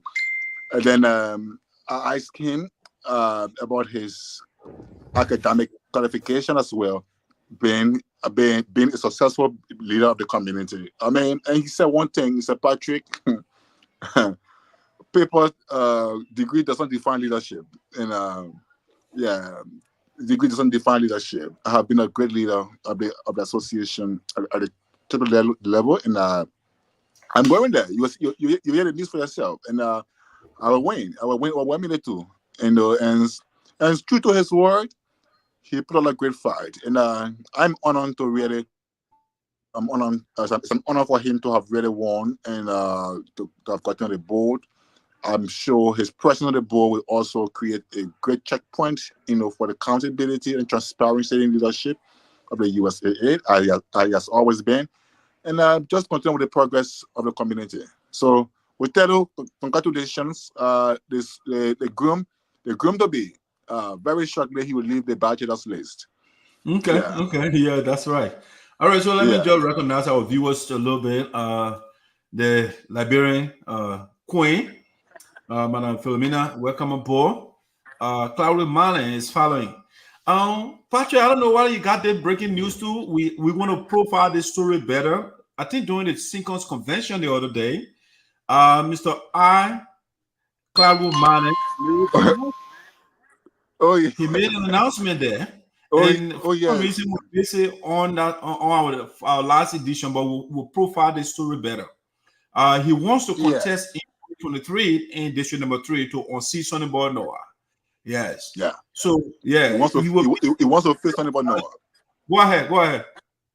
Yeah, he wants to. He announced during the Sinkons convention that he wishes to replace Sonny Boy Noah. He wants to face him. Yeah. He wants to be the next Duncan who will go and get a powerful man. who will go and grab a powerful man by the tail. Say, hey. But you know what has Mr. Marlin done to himself? The man has automatically declared Sonny Boy Noah will declare him as enemy. Because Sonny Boy Noah, once you talk about coming after him or going after it, because he thinks the position like a personal property. So he will not talk to but it should not be in democracy at all. It should not be. Yeah, that's what he thinks. So the position is for him. That's what he thinks. So anybody who declares his or his intention to go against him, you become enemy of the state. You know. Yeah, that's how you put it. He doesn't talk to me anymore because I criticize him. I just think he's the wrong person for our district. And so the main quarter speech. But go ahead, Patrick. You want to say something? Yeah. So why Manning declared his intention and he could be a potential force, I mean, a formidable force to contend with, looking at his history and track record in the district, what he has done or what he did when he was with Zaza. And but I just hope that the speculation from the VOS room or speculation room that that suggests Zaza's potential return, does not derail his chances of getting the ballot paper, because maybe he could not want to disrespect the Godfather, but we just pray and hope that. Oh, you have speculation that Mr. Zaza is coming back? That's a speculation. It's been speculated. Widely speculated that Zaza want to make a comeback in 2029. And if that happens, of course, then that is news to me. I haven't heard that one. So yeah, things are flying around. It's not far fetched. It's not far fetched. Yeah. Yeah. It's not far fetched at all. So yeah, Mr. Manning is coming in the race. So hopefully, Zaza gets in the race now. Of course, the man has to kowtow, to the political godfather of the county. Yeah. Yeah.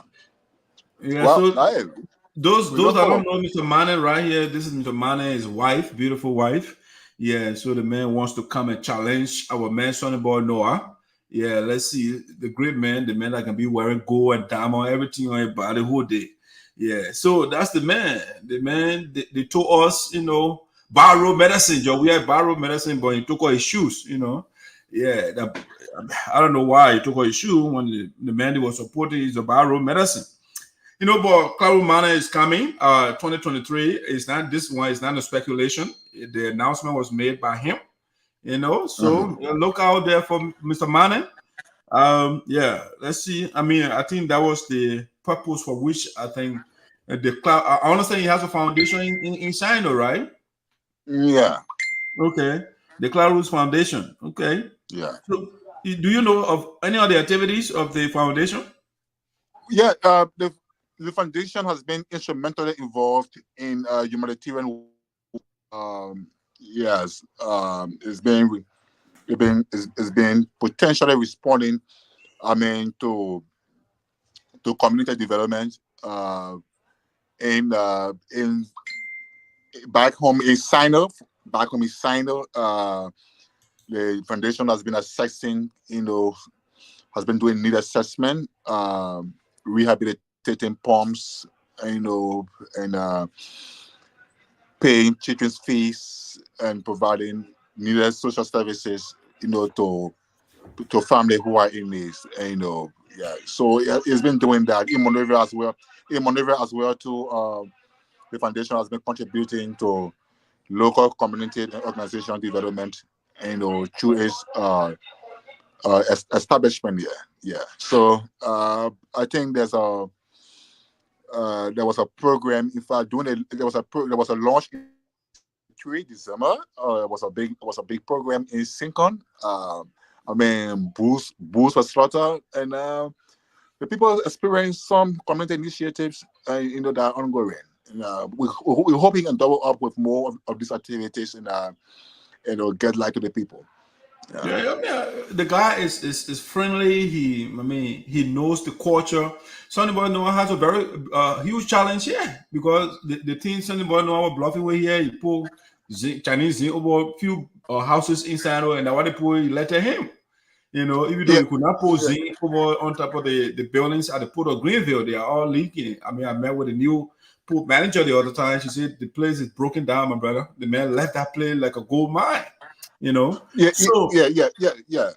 Sure. So, certainly. I mean, Claro's appearance in the race will be an uphill encounter.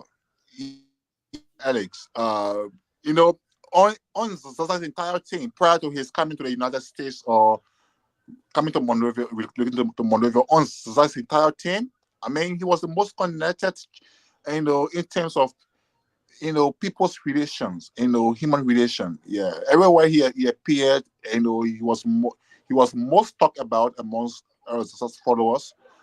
In fact, he was the one being used, in fact, for for community connection with Zaza, and what I was on when to do for his people, it was Carlo who was a bridge. So it's a bridge builder, right? Now he built a bridge. Now he himself has become a bridge now. So that's why. Patrick, well said, Patrick. Yeah. Come on. Well said. And what tools he has in his tools, but you see, I think it was Julius Nyerere who said, if you want the people to understand you, speak in their language, you know. So Cabo Mane speaks the language very well. He knows how to get to the woman in the village, that little boy in the town, that woman, you know, that pape. He knows how to communicate with the people. So I wish he would use that as an asset during the campaign, because a lot of times people go there, they speak the foreign English that we're speaking now. Oh, they speak English. I hope Cabo will use the language. And they say anymore, Sonny boy no or lute or balo. You know, speak the language to the people. You know. No, yes, certainly he holds the power of traditional language. Yeah, right. Yeah. He holds that power very hugely. And I mean, a Claro talks in an issue, or let's say a complaining or people misunderstanding, and he gets involved with it. I mean, it resolves, because he will go to the traditional way of resolving that issue. So I believe his campaign messaging will be maybe 30% English, 30% English, or 20% English, and then 80%, 70% I mean, traditional language. Yeah, speaking to the people's level and making them understand, you know, the importance of leadership and what leadership is supposed to be about, and what benefit it should bring to the people. You'll be successful when he uses the language to run a campaign. For example, the man can say, I tell them on so the boy no I'm quickly. Don't say I also unity. You know, the men did not unite the people. You know, that those are things that a guy could say in a language effectively, you know, to make the people how inimic concerning about Noah is to the district. He's not pro-unity. He very divisive. It will be a good campaign tool for Cabo Mane. But let's see how it plays out. Sigation, welcome back. So we're just reviewing some little. Let's go to our major topic now. Madam Philomena said, Madison, I'm aware of Isaiah is running and praying for safe debate and voting for him. Wow. So the man got one vote already. Sonny Boy Noah, but he finished. Sonny Boy Noah is done.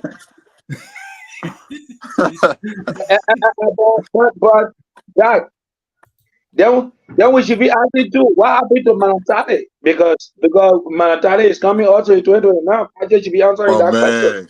That would be the fight of the Titans inside the county. Wait now. Look. Manatale is coming to 2029. Look, let me be on record for this. You're record. Manatale is not thinking politics right now. Yeah. Right now, she's not thinking politics. Okay, we're not talking politics for Manatale right now. Right now, as she's on the ground right now, the first thing she wants to establish, you know, is the first thing she wants to establish in her next, you know, in her next 30 to 90 days or 100 days, you know, period, you know, is to see the light her leadership brings. You know, I mean the light to shine inside, you know, especially from the port of Greenville and to the rest of the county. So we want to, you know, that's the focus right now. But I mean, if Kansatari is talking, if she's thinking of politics, I would not be this confident talking about Cloud in the first place. All right, so she realizes politics. And yes, she's working right now, and at the appropriate time, brother, at the appropriate time, you have to Patrick. Yeah, we understand the ground. Maybe you be talking, maybe how mess I have pulled up there. We understand the ground. We own the ground here. We know what Manasero Tali is into. You know exactly that Manasero Tali exclusively said she wanted to work in Sinoe to unseat or no in 2029. This is an open secret.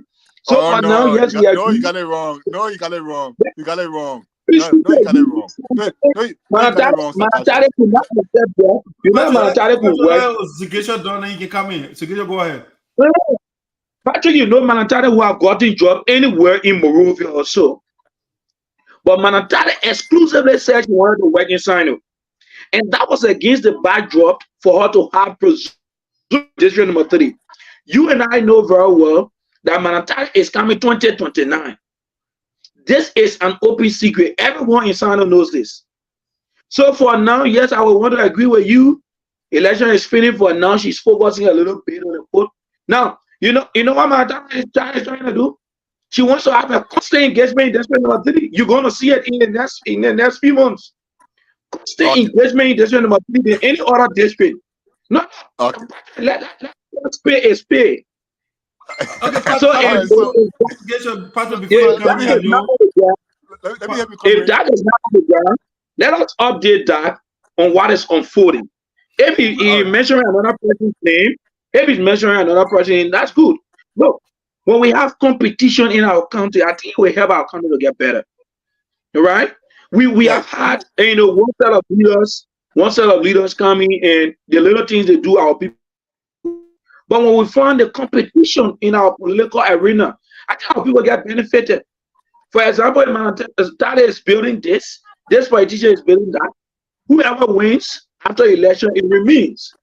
But we know we're keeping a record every except because you are the professor for Manatare doing the just in the election. So except you say Manatare not coming again, so we can keep your record.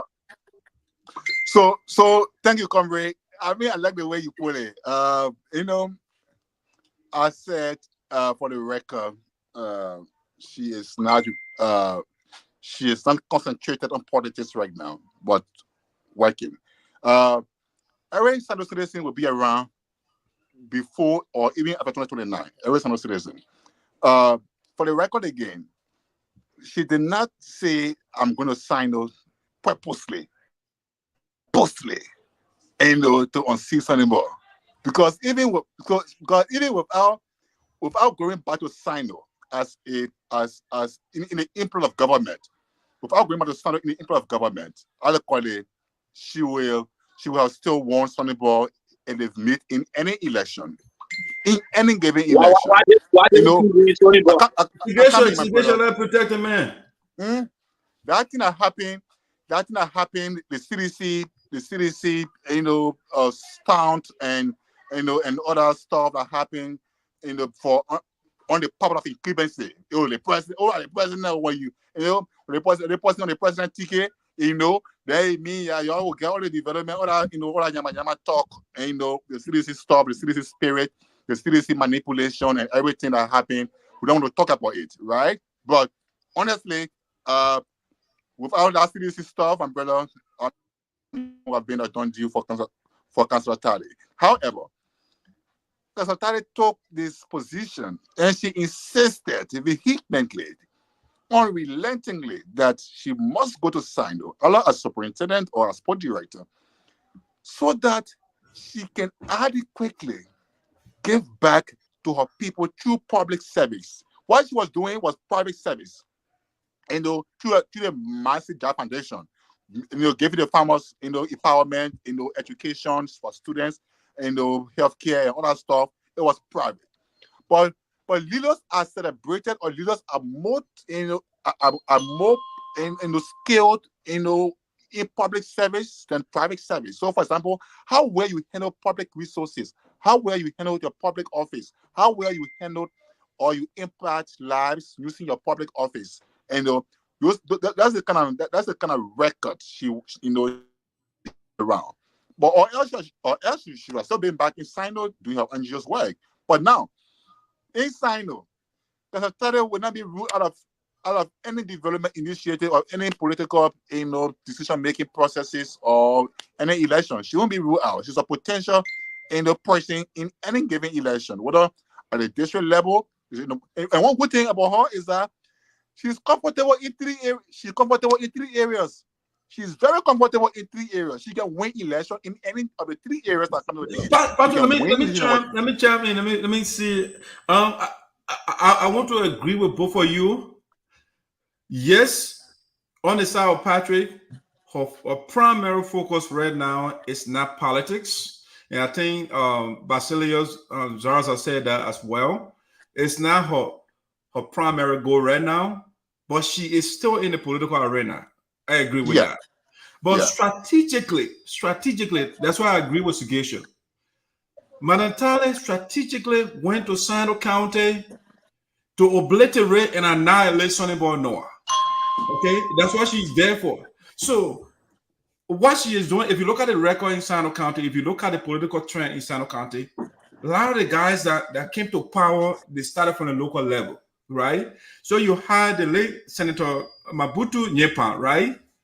When Milton Tiaje wanted to have removed him, he was sent to the county through the same political maneuvering. Ellen sent Milton Tiaje to the county.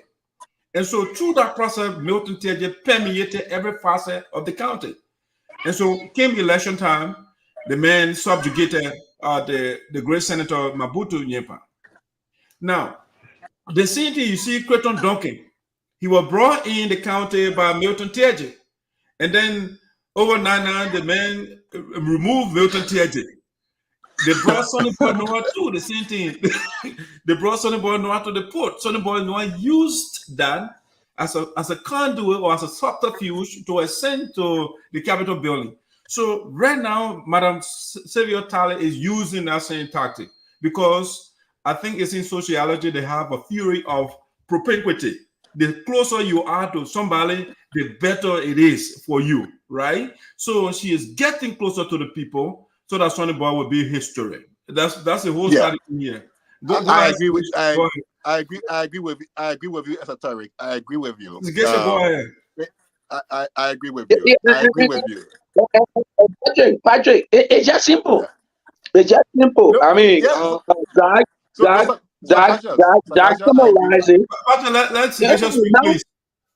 Now, her focus is not politics. I mean, Manantale could be a county and serve a country. For example, she could go more, but she's equally qualified to be a minister or an assistant minister.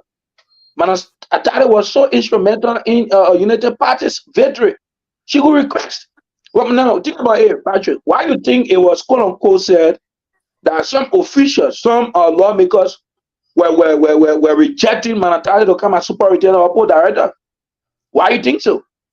I think the mind they saw it as a political threat because they knew, right? So I'm saying for now, she's focused on her work. But for us, we know there's an overtone. So that means we got the potential party. I don't want you put a rule out, in the discussion. No, she's not ruled out. She's not ruled. Just the point is that So as much as I agree with. I did not get a name clear. I did not get a person name clear. I came in late, but that was called the potentially remove on our no. So you sit in there and you know very well you want for Manantale. So no, here's the thing. Here's the thing, right? If the 3 person get in the ring, tell me, be fair with us now. Who are you looking for? Let me educate you. Let me clarify something. Let me clarify something. Yeah, right. Okay, so we're not really talking about Manantale in the first place, all right? All right, we were not talking about her. You smartly brought her in, right? Okay, but here's the thing. In a chair I sit in, and from everything that I know, from everything that I know, Manantale is in the county already. That is the greatest glory. Right, that is the greatest glory. She's there politically. She's there. Developmentally, she's there. She's there as President Boaka's special development envoy to ensure that light shines in Sinoe. Now, I made that. Always be home in Drazon, right? So, 2029, Kasratale, when the time comes, she is going to be a force in any area she is called or she is petitioned to appear. Well, that's number 3. If she gets there, she'll emerge a winner. What addition number one, if she gets there, she will emerge a winner. What is in the third race, if she gets there, she will emerge a winner. But the point is, I'm just trying to cool down here is that she has just taken office in less than 4 days now, or 3 days now, in fact, 3 days now, and to just start talking about what she wants to, about political career, what she foresees to do and all that stuff. Maybe it will cause distraction. That's why I said, for now, she focuses on development and working for the people of Sinoe. When the time, definitely, we'll talk about it.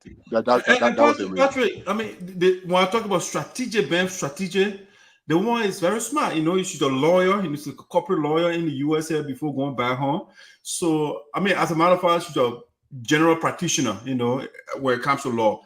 So, I mean, see, as she kind of getting closer to the political guru of Sinoe County, Mr. Zaza, for example. She started aligning with the people in the county that have influence. This is sense a sharp wave to Sonny Boy Noah. Because, I mean, anybody that's Mr. Zaza supposed in district number 3, you stand a better chance to win. And so the woman is getting close to the former lawmaker. That's why you do it. Sonny Boy Noah, we were just lucky to have won, I think. But right now, Xavier Talley, sooner rather than later, Sinoe County will see the first female lawmaker in Sinoe County, because the men, like we discussed our last show, 1847, that men been leading that county. So right now we want to see what we can bring. We can take Sonny Boy who say a woman can do what men can do and do different things, So we can see to see what we can replace that guy. I don't know whether Jebele is coming back. We don't know for sure. Yeah, but guys, let us transition to let's see whether we can exhaust our talking points. Sigesha, are you there? Patrick? Sigesha, are you there? Are you hearing me? Sigesha? I think he's mute.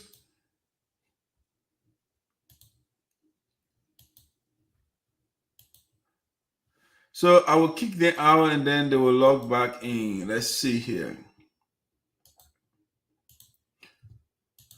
All right, guys. This is Sinoe County Premier Platform, Voice of Sinoe. Yeah, we're discussing all things Sinoe County. Yeah, let me see some of the comments that are trending while the guys are about to come back on. Sinoe has no representation in both chambers, unfortunately. I definitely agree with Pastor Morris right there. That's so true. Sinoe County has no representation. We are totally out because the people we have, they are either incompetent or they are non. What's the word I want to use here? A patriot is somebody who loves their country. So, Sinoe patriot, something like that. Yeah. So the guys, they are not Sinoe-centric. They are not focusing on Sinoe. They are focusing on themselves. The amalgamation of wealth. They want to build fat and gigantic bank accounts. That's what they want to do. And that's why, say, for example, our Senator Crayton Duncan is in the news for not paying a loan that he took for the $4,000 from the Central Bank, And we got Augustine Chia there over there. Nothing has been done. No law to impact the lives of the people. Our people are still in darkness. The roads are horrible. I mean, the infant mortality rate is astronomical. I mean, maternal mortality rate is skyrocketing. I mean, pregnant women are riding motorbikes and those different things. So, I mean, we are not represented because the leaders, the so-called people that we have in the Capitol building, they are what we call ethical egoists. They are for themselves. They seek their own interests, and that's what they are there for. So we are out for the next 9 years. Just forget it. Crayton Duncan did not sponsor one bill when you were representative for 6 years, and you made a man a senator. Right now we have Romeo Kuya and those guys. Romeo Kuya liking the other when he came here. His approach, I've been making effort to uniting the people. I like that of him. But in terms of making a reform, I don't see that as well. Because he went the other time he made an announcement, or each of them received $100,000, and we don't see what the $100,000 has been done, or what they are doing with the $100,000. Each of them got in the county. He made an announcement. He wants to build a library, but we have not seen even one brick been laid down or foundation. We don't see anything to that effect. All right. On themselves, this is why we voted TJ out and never return. Everything is saying in his name. Yeah, so Senator TJ is out. And I'm proud of the people of Sinoe County, including Pastor Manning, to join the fight to have ejected Milton TJ from the Liberian Senate, because the man was so detrimental to the health of the Sinoe County, to the point where I couldn't wait a single day to have removed him. And the people, at long last, they listen to the spokesperson of the elders and the ancestors, and Milton TJ is out right now. But we are not going to have any kind of TJ or anybody who is coming as a metamorphosis of TJ. We are not going to take that. We want to make sure. And Milton TJ was, he's a crew man, and we have a crew, corrupt man, a sample corrupt man, who is called Sonny Boy Noah, so he's a metamorphosis of TJ.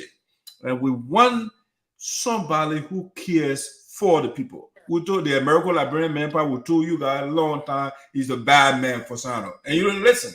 The man fool you with burger rice, and he's saying been in palava huts and those different things, and you fell for it. And you know the history of the American Liberians in Liberia. You know what they did.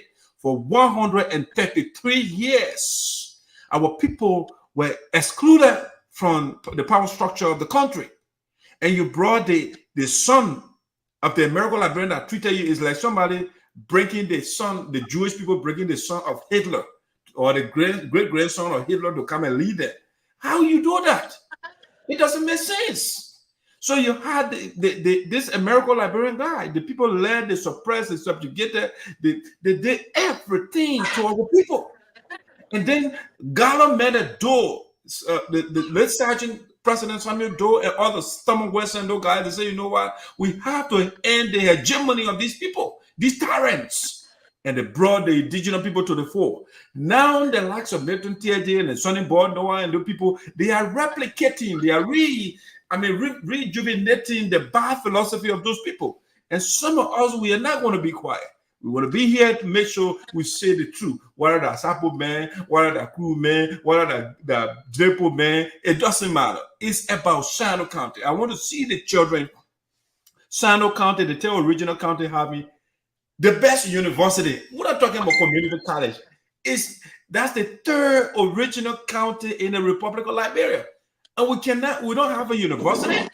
After 133 years of Crayton Duncan people, and you brought the same man back. After 133 years, they look at Alfred Ropo or Greenville. It's named after them. All the lucrative sections in our county for them. They own everything. Think about it. And you brought this man back. He is now digging gold in our county. The towns and villages where Crayton Duncan taking the diamond and the gold from. No school whatsoever. Then so we get bad representation. Mr. Mana is totally right, or Pastor Mana is totally right. We have no representation. Our fight continues to remove those newly elected leaders in the next election of 2029. Sinoe has no representation in there. Not at all. Not at all. You listen, Sonny Boy Noah, who represents Mandela, the man does not talk on the house floor. You don't hear the man talking. He just came to the United States, the country that got money printing machine, that has all the resources, Patrick. The guy could not engage with any lawmaker, nobody whatsoever. He sat in the basement and went back. And I see your boys, they're writing on Facebook, oh, Sonny Boy Noah, they're coming back from the... What is he bringing back? He came to the hub, to the auditorium, to the Coliseum of resources, and the man is going back empty-handed. And you are writing on Facebook. I expected Sonny Boy Noah to have gone to Washington, D.C., to have met the congressional leaders over there and say, yes, the plight of my people, they need help. No, Sonny Boy Noah sat in the basement inside West Philadelphia. He's going back. The same thing, Romeo Kuya, after speaking to the two Sapo convention, he's not bringing anything back. I know Patrick doesn't like this one, but I'm not here to set it for my benefit. Yeah. The man went back, Romeo Kuya went back. He returned empty-handed as well. I expected the man to have given the coin Dr. Romeo Kuya. One would have thought that the man would be meeting with university leaders. You get where you are stopping, Patrick, in Pennsylvania, right? They got the University of Pennsylvania. It's an Ivy League school. It's one of the top schools in the United States. I expected the man to have met with the university president and proffer the condition of the people of Sinoe County. They will come to his aid. But this guy, they have inferiority complex. They come here, they sit in their little corner. They want the people to write them before they can't speak to them. Their own people, the people of Sinoe County that elected Romeo Kuya. The man said, when you're not ready, I will not come to your program. How are you serious? And that's what I agree with Mr. Patramane. 2009, these guys, they got to be ejected from the Capitol building. They are inimical. They are deleterious to the progress of Sinoe County. Patrick, now I set fire on you, man. What you have to say? So, Esoteric, thank you for all the analysis you made. But, let me tell you something, my brother. You see the way Liberia looks today. It is the way it is. The countryman, the countryman remains rancorous. He remains vindictive. He's unprogressive. He knows nothing about government. And when he has the chance of being in government, the only thing he does is to care for himself, his family, and few persons of his cycle, and leave the rest of community devastated or abandoned or neglected. Go to Sinoe, for example. Go to Sinoe. There is only one school since 1980. They call it some of the schools you see at Nepe. It's somewhere in front of the elementary school. They build it out of dead bricks. And there was children can go and learn. The rest of the schools facilities you have in the country, 99% of the school facilities you have in the county came from the pre-1980 class. Besides Drapo High School, and that's your neighborhood school in Greenville. You can find other public facilities somewhere. In Greenville, the places you find quota in Greenville, for example, those are places the big shots live at the time. But when the big shots from the native people side, when they took power, they pocket the money they should have used to pave the other streets. Look, let me tell you something, my brother. Let's use America as an example here to heal ourselves. Because we keep saying Congo people are bad, this and that, we go nowhere. When Obama took office in 2008, he did not come on the mantle or pedestal of revenge. Example, since 1776 or 1789, it was 1920 women voted for the first time in U.S. history. 1920 for the first time.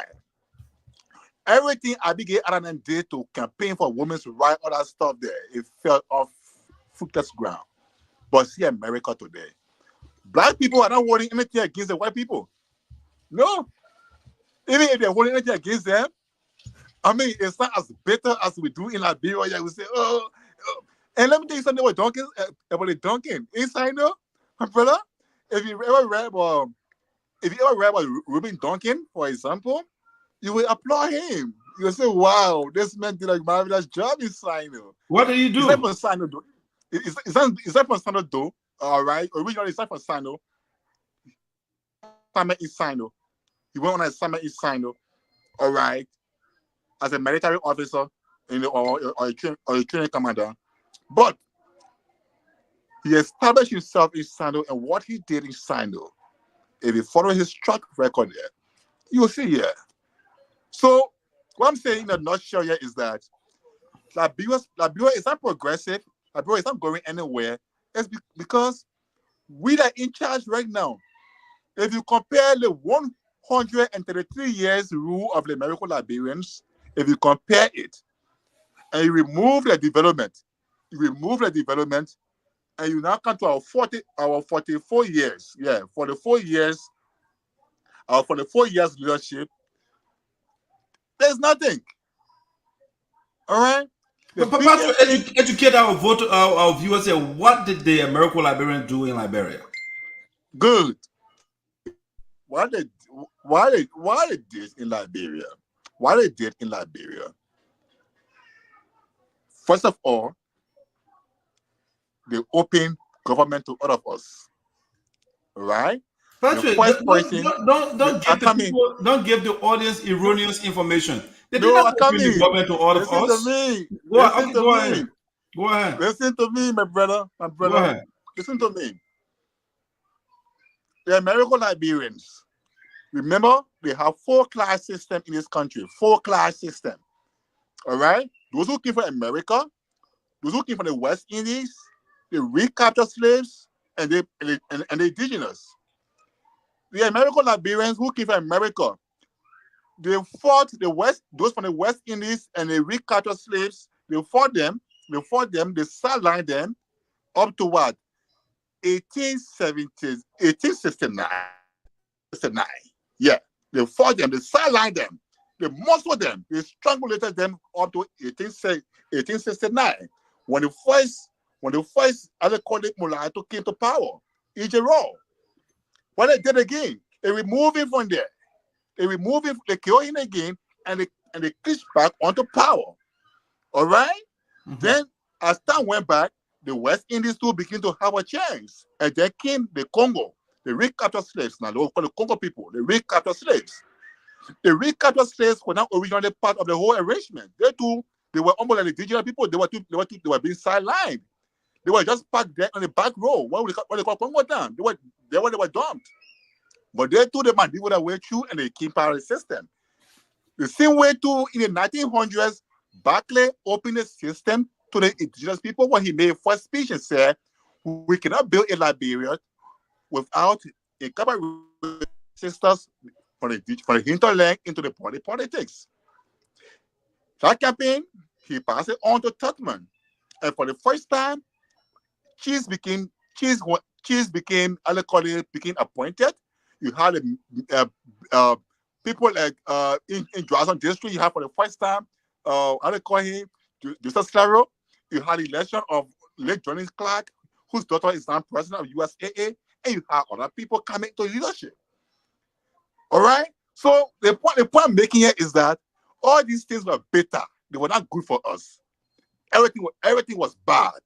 But the fact that we took over now, the fact that we are in charge now, and we are doing nothing, and we are stealing, okay, and we are plundering our own society, we are targeting each other. The fact that we are doing these things means that we are better than those who think spoil the country. So all we can do now is accept each other. For example, accept each other, and it is only a person who manufactures an atom that can know how to manage or operate it.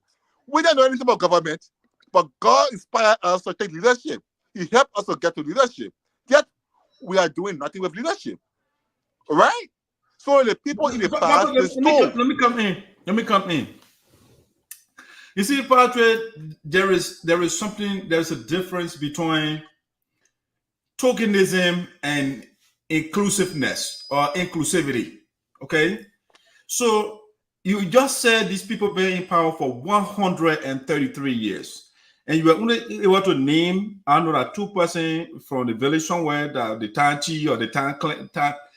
I thought Patrick would have named one Bolu during the 133 years that served as minister for the Republic of Liberia, or as senator. Oh, really? Really? A TJ. A Nipa that served on the regime of the American Liberian for I should name them. Hold on. Hold on. When I finish, you go ahead.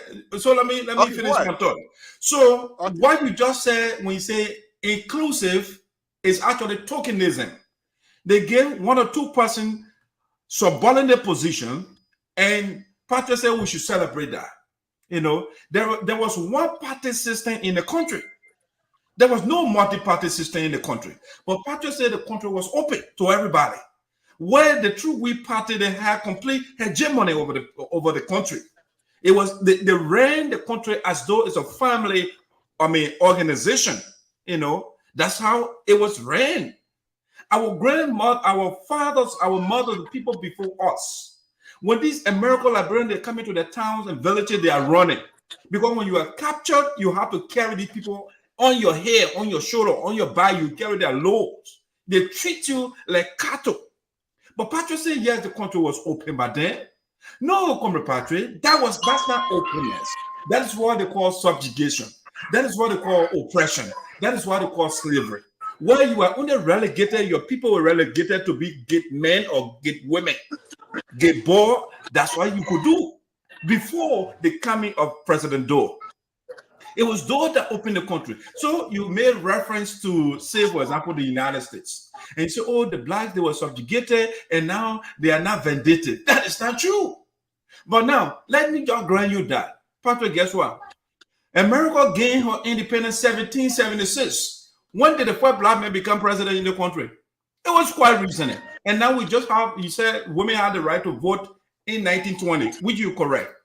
Now we just, the first time to have a black candidate on a major party ticket in the United States. So part of the point I'm trying to make is the majority in the country, they always seek their own interests. So the whites are in the majority in the United States. So guess what?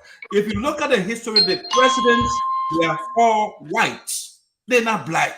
So what I'm saying is, since we had the minority in Liberia for 133 years, and they suppressed the majority. The majority now, the gavel is in your hand while you are giving Crayton Duncan authority and you are turning your back on your own children. You are in the majority. Give yourself the power. TJ was wrong. You remove him. You couldn't find somebody to replace TJ. You got to give it to your enemy. It's like, again, I give you the analogy, the Jews, they giving power to Hitler's son or Hitler's grandson. That's how we are doing it in Liberia. It's horrible. So, Patrick, Joe is the one that we have to celebrate.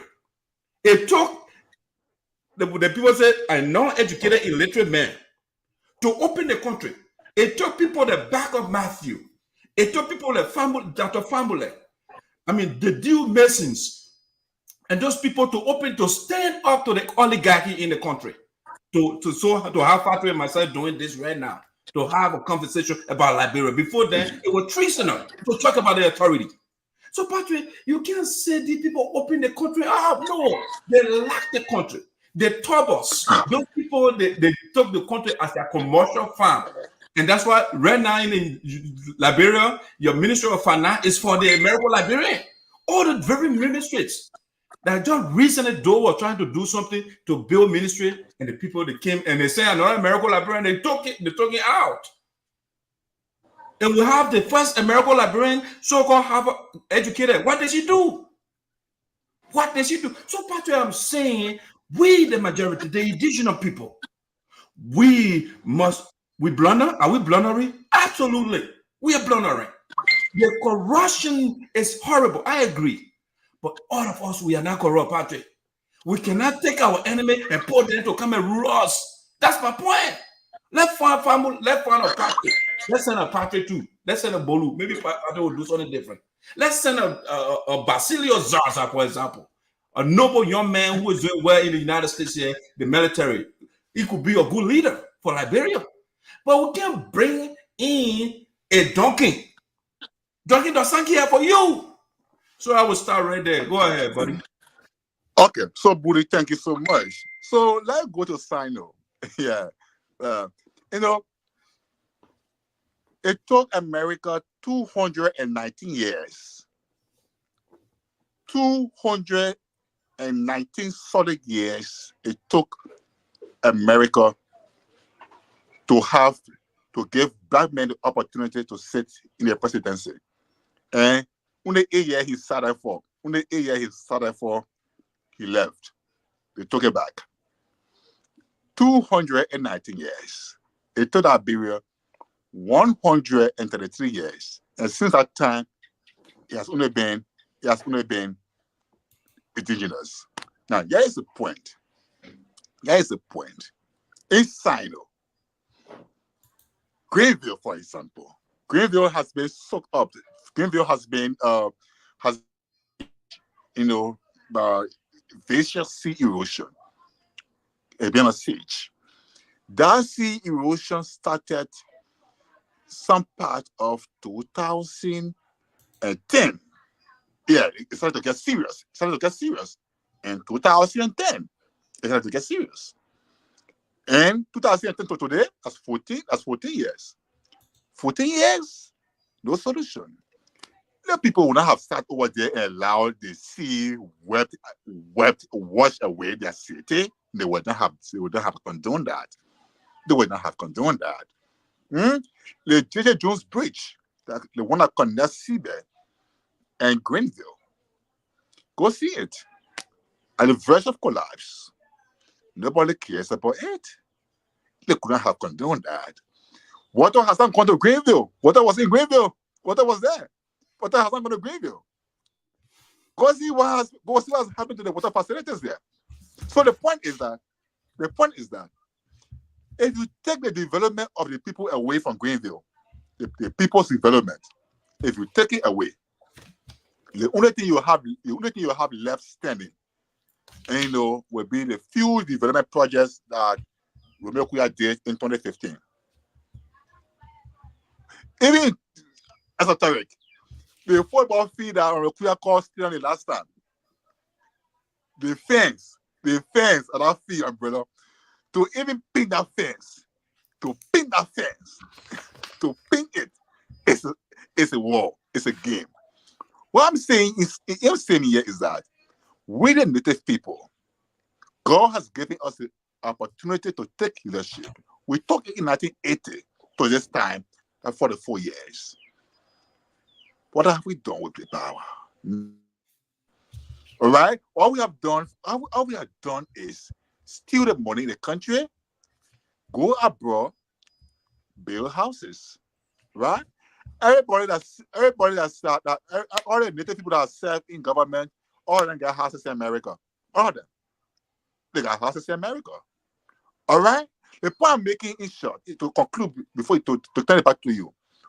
Where are the Indians today? Who own America? The Indians own America. The same way the indigenous people own Liberia. The Indians own America. Where are they? They are there languishing in reservations. But they are very contented with that. They are developing. They are happy. They are moving on with that. They're not saying, oh no, the people take up their own land. The people are there very happy, living their life, living their dream, and doing everything for themselves. Right in reservations. We are here. We are in power. The people even come home as somebody views. As somebody views cause the people to even stay in America. Look at Greenville. Greenville is in ruins. Greenville is not progressing. It's not making progress. The reason is somebody views that we are the ones. It is our time. These sentiments, our time. They suffer us. So what? If you don't know something, you must learn it. Talk about they will. Talk about opening. Talk about build schools.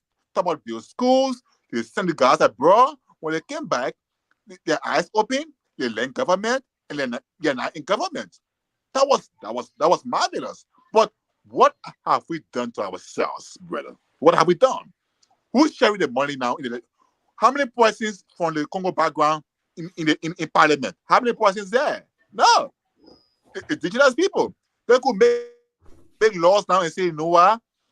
Every citizen working in government, civil servant, you must be paid the minimum of $250 a month or $500 a month. That's a country money.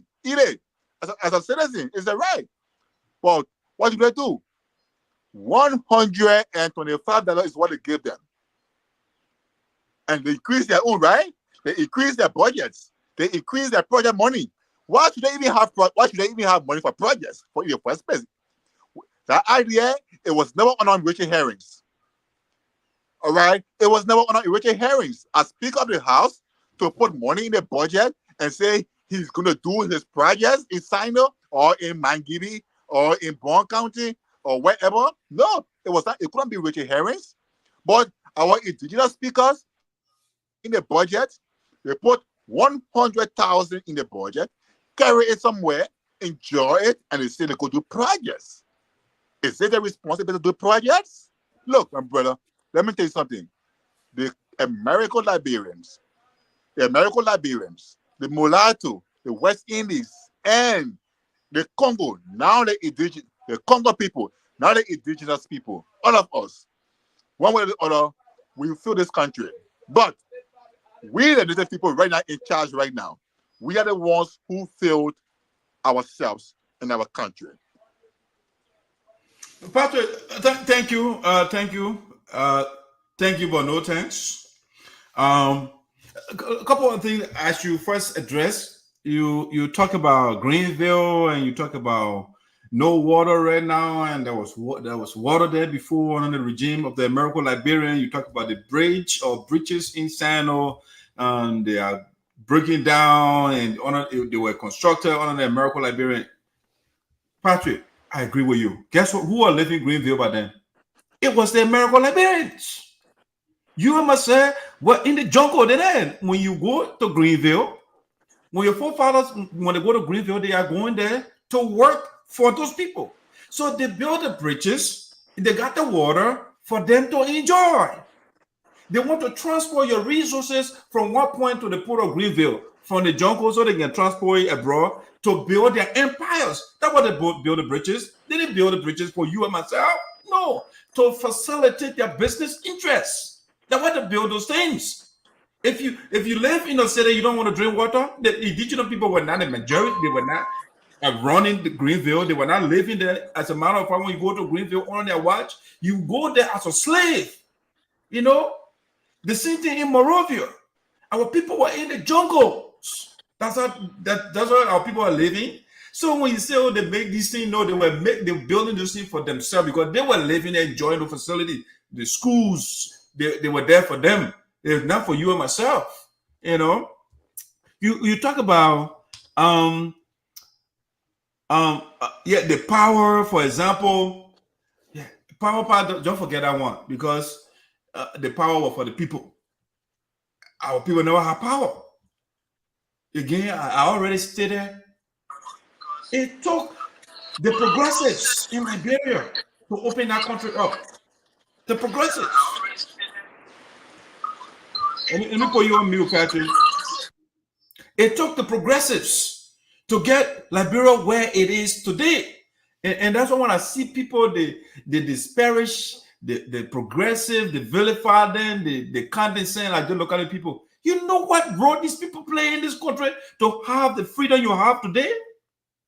Yes, they did not build highways and everything, but they open the political space for you so that you can come and prosper, so that you can do what they did not do, you know? So, my brother, the 133 years the people say, if you ask me, sufficient. We are in the democracy. Democracy means rule of the majority. It's not rule of the minority anymore. So why are you putting the minority in power? Now, Patrick say, oh, the majority in power, the indigenous people, they are in power, and they're not doing. Patrick, guess what? When George Williams was in power, they got down the greatest propaganda in the world, the American Liberian, they ran a propaganda against the young man. They did that. They using their spokesman, Henry Costa. The guy did everything to destroy the young man. Did some of our people do the wrong thing? Yes, they did the wrong things. But Patrick, these people, you told me that they've been in government for a long time, which I agree with. So they are well connected. They know how to manipulate. They know how to do the propaganda to spoil the names of the indigenous people. After all, they don't want you, the indigenous people, to be in power. So they will get the Allen White. They will get the different people to smear, to denigrate the indigenous leaders. Tell me the propaganda that they ran against George Weah. They ran that same propaganda against Ellen Johnson Sirleaf? No. The woman was over there to clear all the debt of the country. But the woman, when she left out, you know what she told her? The education system in the country is a mess. That's a miracle Liberian. That's how they see her. But guess what? The children were not going to the message school. No. They were not going. Her children did not go to the message school. They sent her abroad. So she left us messed up schools in the country. They brought the other American Liberian guy, Charles Sinoe. What did he do with Patrick? He destroyed the country. He took the central bank and carried it to his house. They get a place they call White Flower. That why they used to go and divide the country money, Patrick. The country was under total tyranny under Charles Sinoe, even though he said Doe was a tyrant. So, Patrick, I am saying, I beseech you, brother, we have a golden opportunity. We have the golden opportunity. I 100% agree with you. Some of us, the indigenous people, we are horrible. We suppress ourselves. That's why when you read the making of the slave, Willie Lynch letter. If you get time, Patrick, just go read that letter. Somebody got to imbibe the philosophy of Willie Lynch. So they use their own people, using the old philosophy of their masters. Okay? So we are not going to use that plantation philosophy. We continue to do the right thing. Let's continue to fight. We'll talk Milton Tiaje from there. And we made a colossal mistake and put American Liberian guy who proves to us that you were terrible. For 6 years, you did not sponsor one bill, but we'll put him back. You put him back in the Senate, or you put him in the Senate, you elevated him. But we continue to make the same mistake over and over, and we expect different results. So let's create we created a platform for us to debate the issues, and let everybody look at our positions and see who was on the right side, who was on the wrong side. I'm totally for unity, but Patrick, the majority must rule. In America, United States of America is a united country, but guess what? The minority are not in power. That the majority ruling the country. Go around any country in the world where you see the majority, when they say the country is a democracy and the minority in power. It does not happen anywhere around the world. So why we want to do it in Liberia? Why? Let the minority, let it reproduce. Let it get more people, then they can't take power. But Patrick, we can't get power to them. No, we'll fight for it. Yes, our children blunder. Some of them they blundering. But let's keep trying the right ones. Let's establish the institution. The schools, right? I always give this story. My daughter, when she was in daycare, part of the education starts from the foundation of the child, right? So I went to pick her one time from school, and the toy, when she saw me, she threw the toy away. She just threw it on the floor and she ran to me. The teacher standing right there, she didn't say a word. After she finished greeting me, Patrick, she went and picked up that toy and put it where it belongs. That's where the education. So the schools will start from the school. The Patrick, education is nothing but indoctrination. What you want the people to do, that what you teach them in school. So we have to go back to the classroom. Patrick and that's how you put it. We finished already. For our next generation, they establish an institution so that they can imbibe certain philosophy. When you go to China, they talk about Confucianism. That the philosophy of Confucius, that the Confucius, the wise men, that what they teaching the people.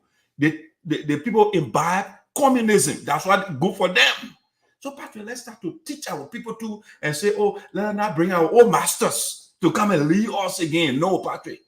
That your master. The master is not in your interests. No, it's for your own interest. He coming to suppress you. So let's transition to something else because we can go all day. If you want to come back, but let me get brief so we can wrap our topics. Thank you.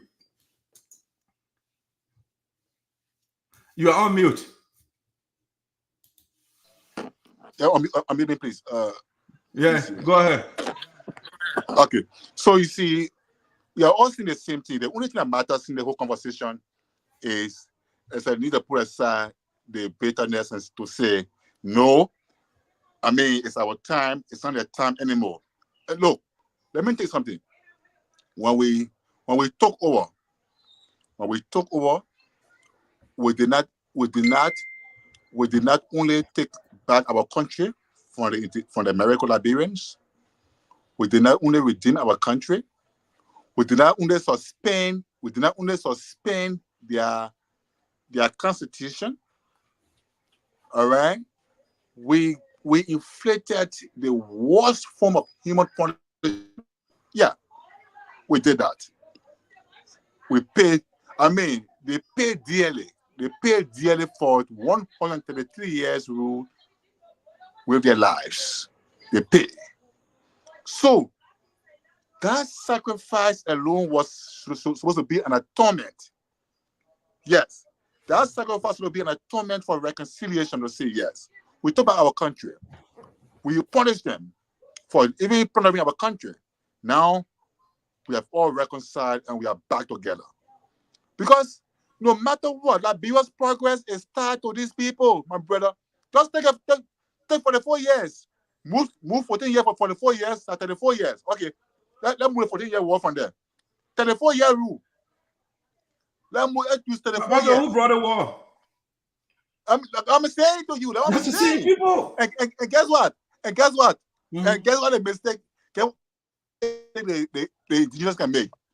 The indigenous, all right? The mistake they make, they always make. Somebody made a mistake, all right? A lot of people after somebody keep making that mistake. Even John West made that mistake. Waka is making that mistake too. The mistake the indigenous can make too is that the people you took your country from them, you inflicted the worst form of human punishment on them. What is the worst form of punishment we inflicted, Patrick? What is the worst form of punishment we inflicted? April 22nd, 1980. Read the history. What happened on that day? What overthrow the government? What happened? April 22nd. I'm saying April 12th. Say April 22nd. Oh, what the parish trial of the corrupt people? The public execution. Yeah, but they were innocent people. I'm not saying it was wrong. I'm not saying it was wrong. It was right. I'm just saying. But you say that worse. Was the punishment. Patrick, that was the punishment. I'm not cutting you up. No, what I was good, what I was justifiable, and then executing 250,000. Which one is greater? I come in, my brother. Yeah, go ahead. So I come in there. So all of that happy, right? Mm-hmm. They can also take them to say can be a vassal, right? So all of that happened. The reason why Liberia is not making progress, there's a secret that I'm telling you. All of that will happen, and you will take the same people and say can be a vassal. All right. The PRC made some of the very people a vassals.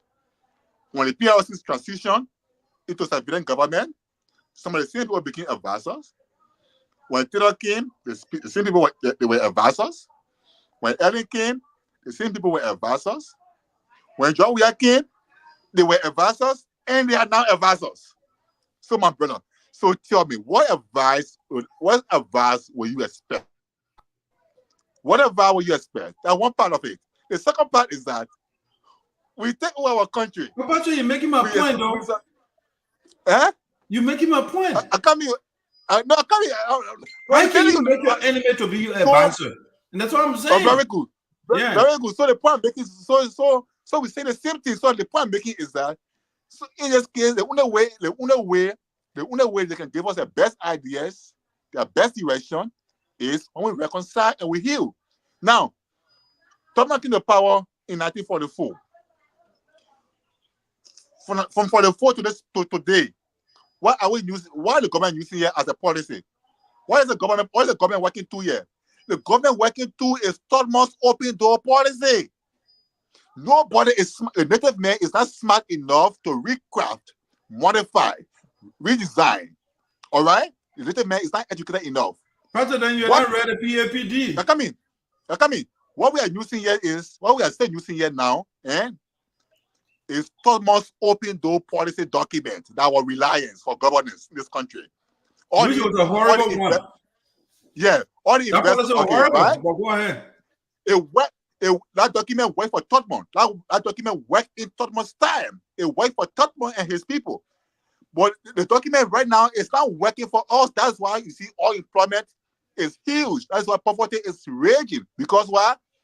You cannot attract foreign direct investment anymore.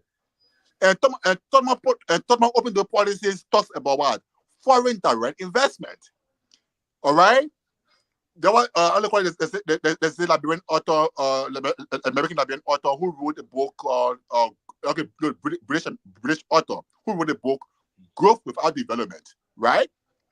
So the country was growing economically with open door policy, but there was no development. The same document today is being used as a source of governance. And now the source of governance is not working. People are not coming to the country. How many new concessions have you come to this country? The ones Ellen brought, according to what the review says, the one Ellen brought, they say I think it was 66, 68. Ellen brought 68. I'm told and I learned and have read that out of 68, 66 are bookers or were bookers. Where are they? Are they operating?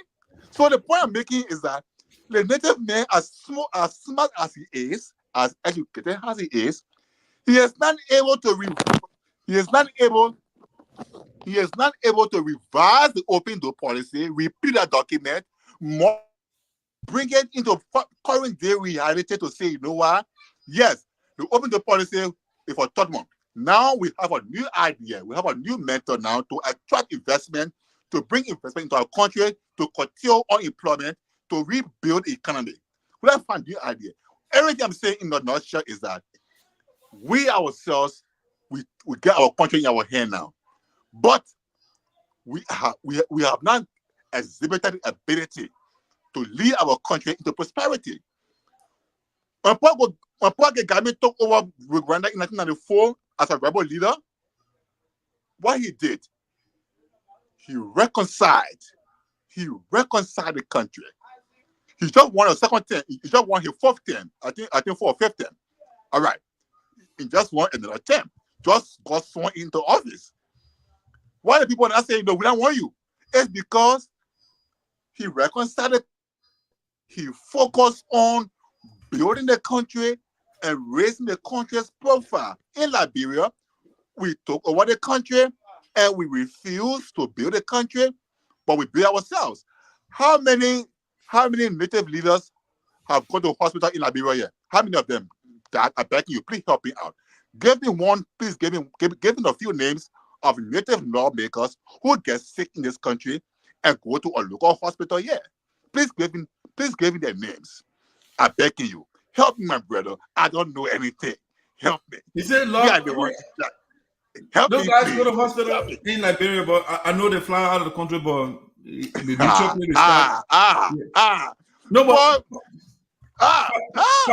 Patrick, we can go all day on this. We can go all day on this, but let's transition to something else. But I think it's been a case of Paul Kagame. Paul Kagame reconciled the indigenous people, and I agree. We the indigenous people must reconcile, right? I'm not against that. All right, the Hutu and the Tutsi in Rwanda, they are all indigenous people. They may reconcile them so that you can get more people, more indigenous on his side, to push the agenda. That's what I want. We the indigenous people, the Gio and the Crayon and those different people, we should come together. But what I'm saying, so, and you make my point, they put the American Liberian, you talk about Ellen Johnson Sirleaf and the American Liberian, and you get them power. That what the country is like that, Yes, you get Ellen Johnson power. So let's reconcile, bro. Let's move on to So I'm all for it. So now let's move to something else. That was a good discussion on that. I want us to succinctly look at the recent development in Nigeria. With respect to the Russian flag, the protesters, they were carrying Russian flags in Nigeria, and for that, the military, they put out a statement. They had an interview, and they said that amounts to treason. For protesters to be carrying Russian flag around the country. That shows. The influence of Russia in Africa, especially West Africa. And so I just want to analyze this a little bit. What do you make of it? Citizens of a country, they carry another country's flag, calling this country to come to their aid, even though they have their own authority. What message does that send? What is your thought on that? So, Dag, on a serious note, there is a huge shift in there's a huge shift in the global world order right now.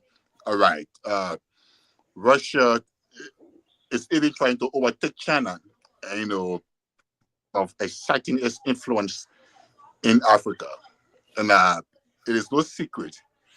Russia's influence, is highly confirmed or affirmed by Ramaphosa's, and other African leaders, making, elaborate and open declarations, and visits to Russia.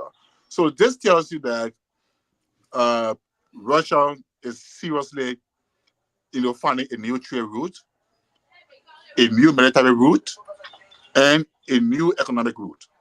And by capturing Nigeria, all right, by the Nigerian military's action to even arrest its own citizens,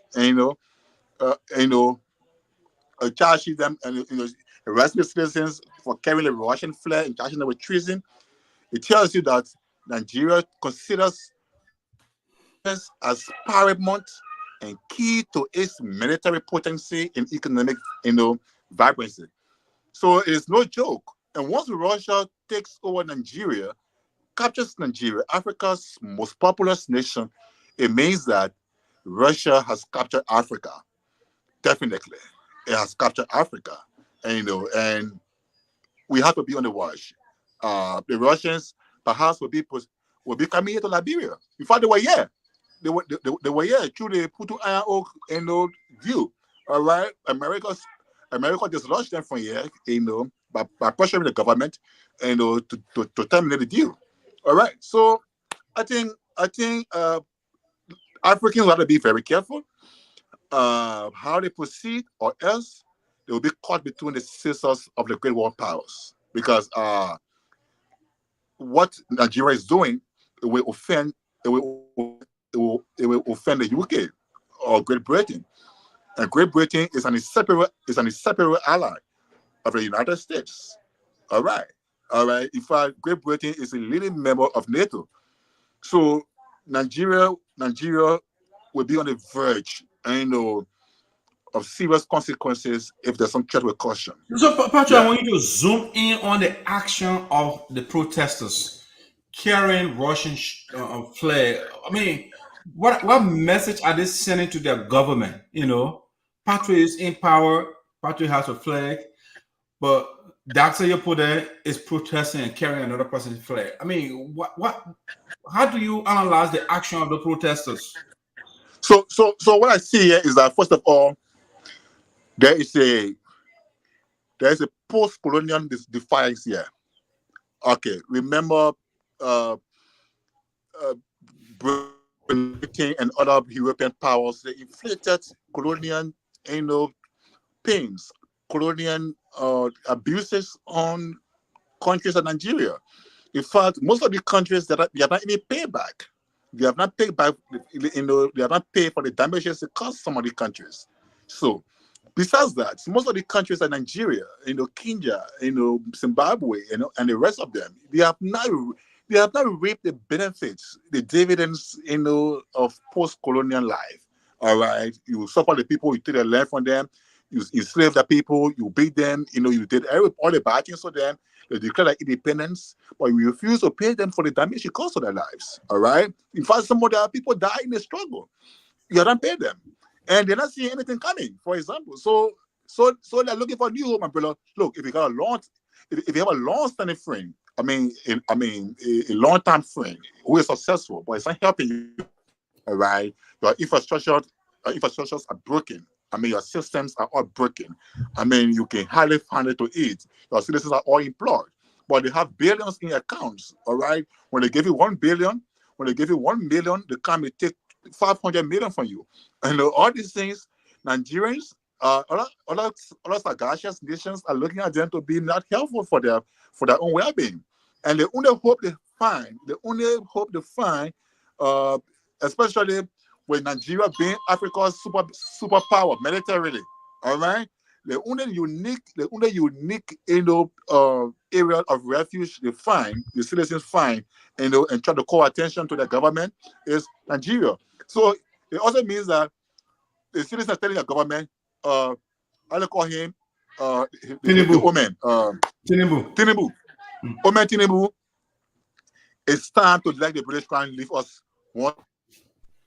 It is time to tell Great Britain that we no longer honor their sovereignty.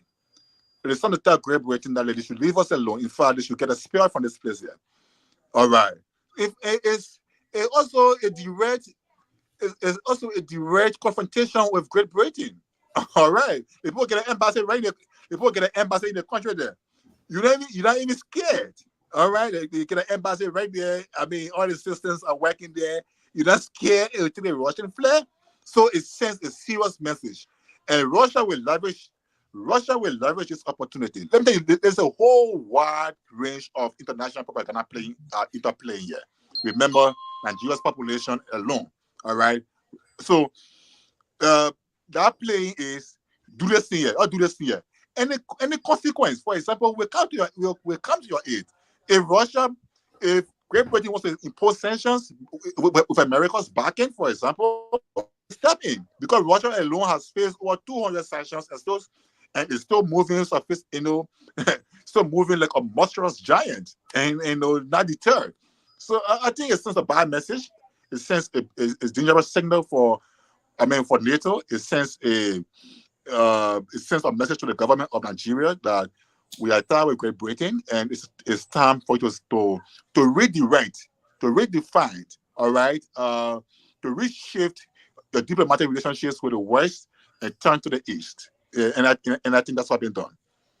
Okay, well, Sir Patrick. Yes, my take on number one.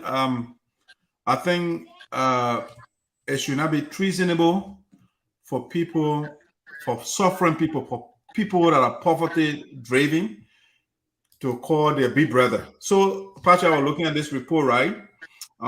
World Bank report. They say 87% of poor people in Nigeria are in the north. And the people that were carrying the flag, they are from the north. Just imagine 87% of the population, they are from the north. So the protesters that were carrying the people are suffering, man.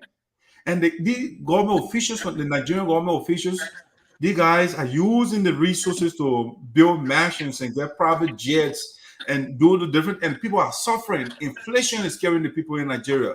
I mean, how we say that Patrick, the country that is an oil-producing country, and gas is killing the people in the country. What is going on? So, Patrick, there are a lot of variables in the country, the things that are wrong, for which the people are calling a big brother. Like during the war in Liberia, we were calling upon America. I mean, when you carry an American flag in that instance and say, oh, America come to our aid, should you be charged for treason? So I think the military or the government is overstepping a step.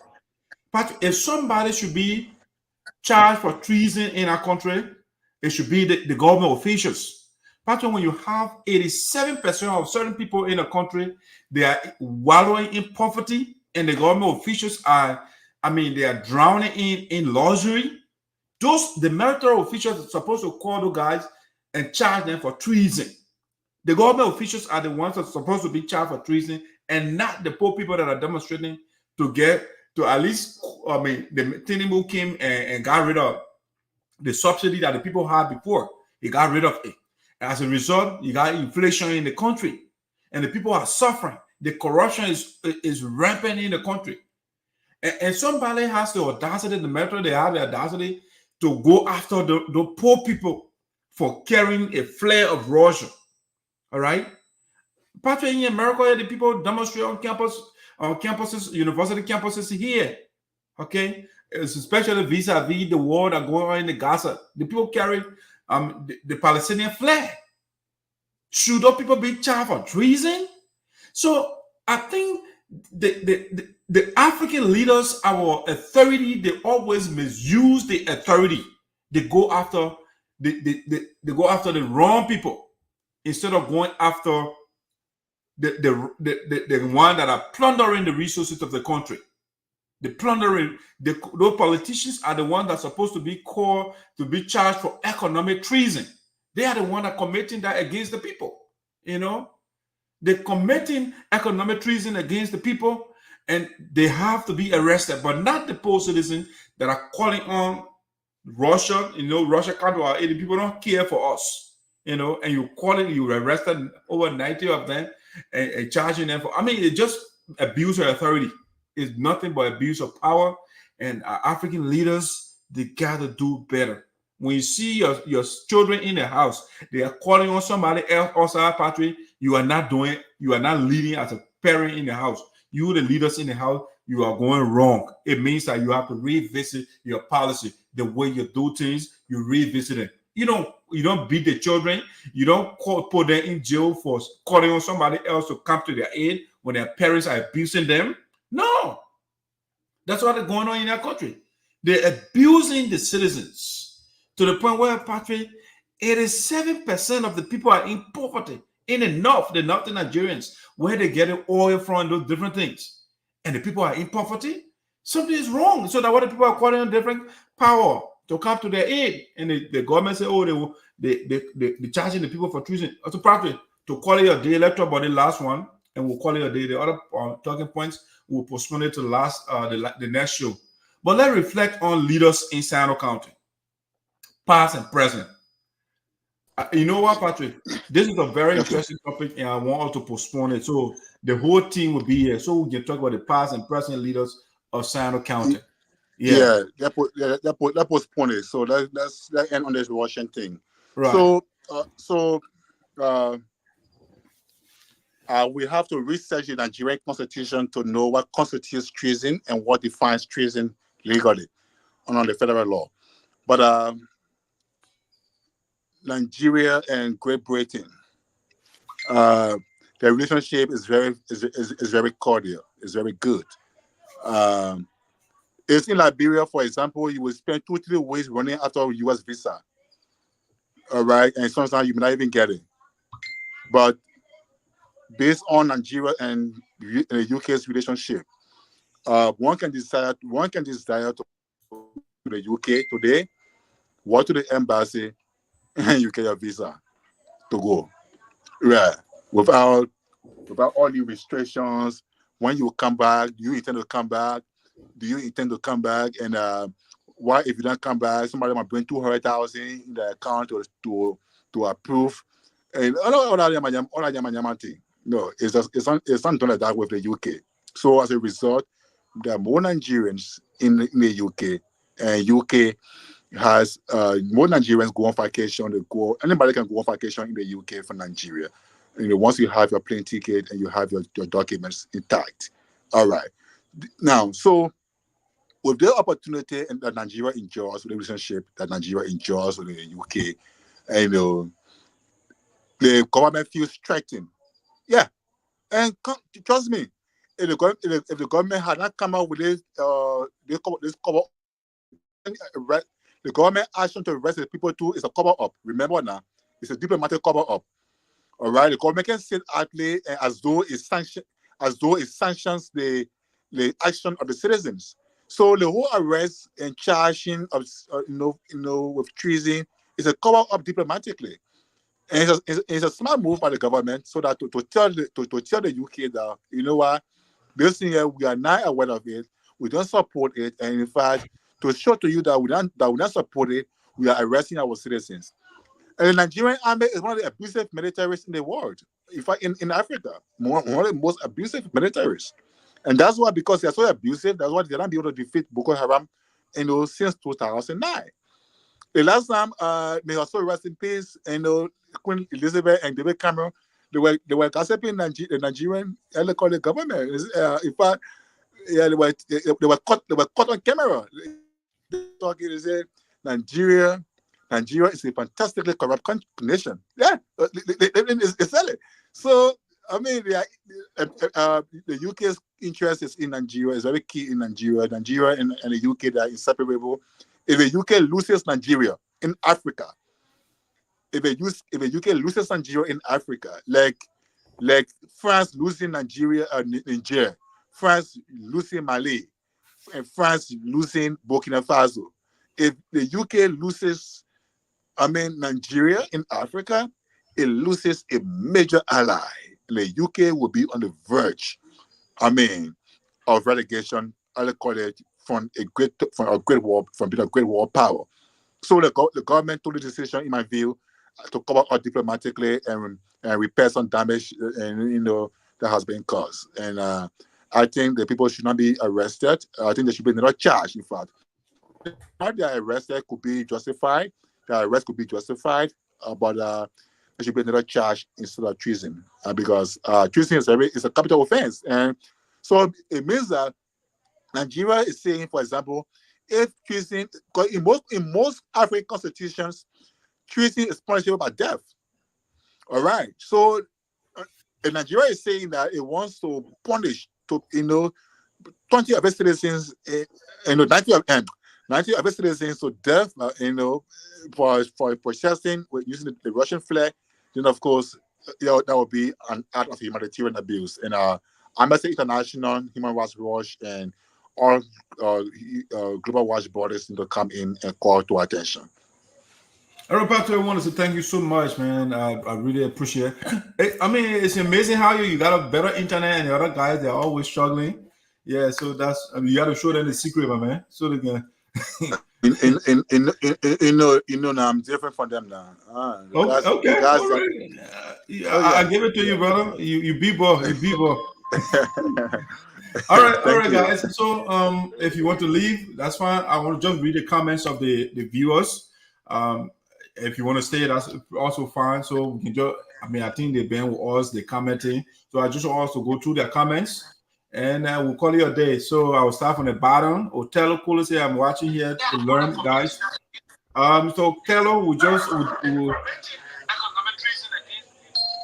let me put you on mute there. So Otello, we want to say congratulations again. We talked about you.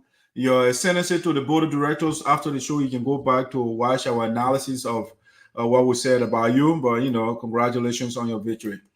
I'm watching live from Red River Valley of Fargo, North Dakota. Thank you, Mr. Board member. Basilia Zarza Tube. It said, gentlemen, let's focus on uniting the people of Liberia and moving the country forward. Liberia has a population of less than 6 million to be so poor. All right, I agree with you. You should unite, but I think we, the majority, should lead the country, and that's my view.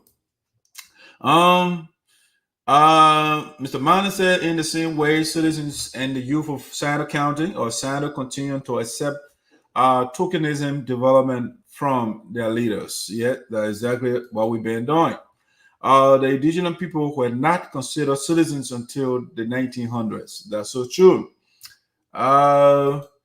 Let's see. Zaza also said, stop it. The Commonwealth of Liberia was established in 1838, meaning they all united from the different colonies, the non-natives.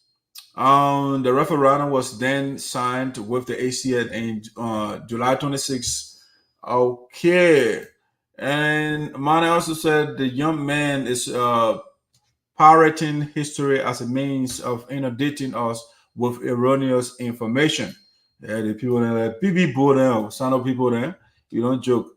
He doesn't have what it takes to even lobby for a dustbin, my brother. Yeah, that's it. Sonny boy know these men like what you call it, Romeo Kuya. They was in the US. They were in the US, and unfortunately, they didn't lobby for our people.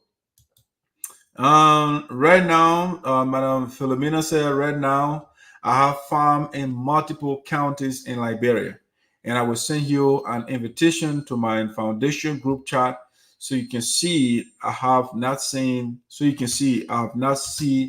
some of the main do that. Okay, I'm looking forward to that.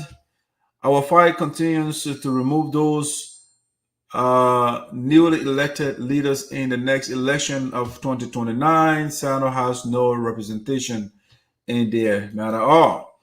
To the guy who said women can do what men can do, that Sonny Boy Noah is a current representative of Sinoe County District Number 3. He said that during the campaign.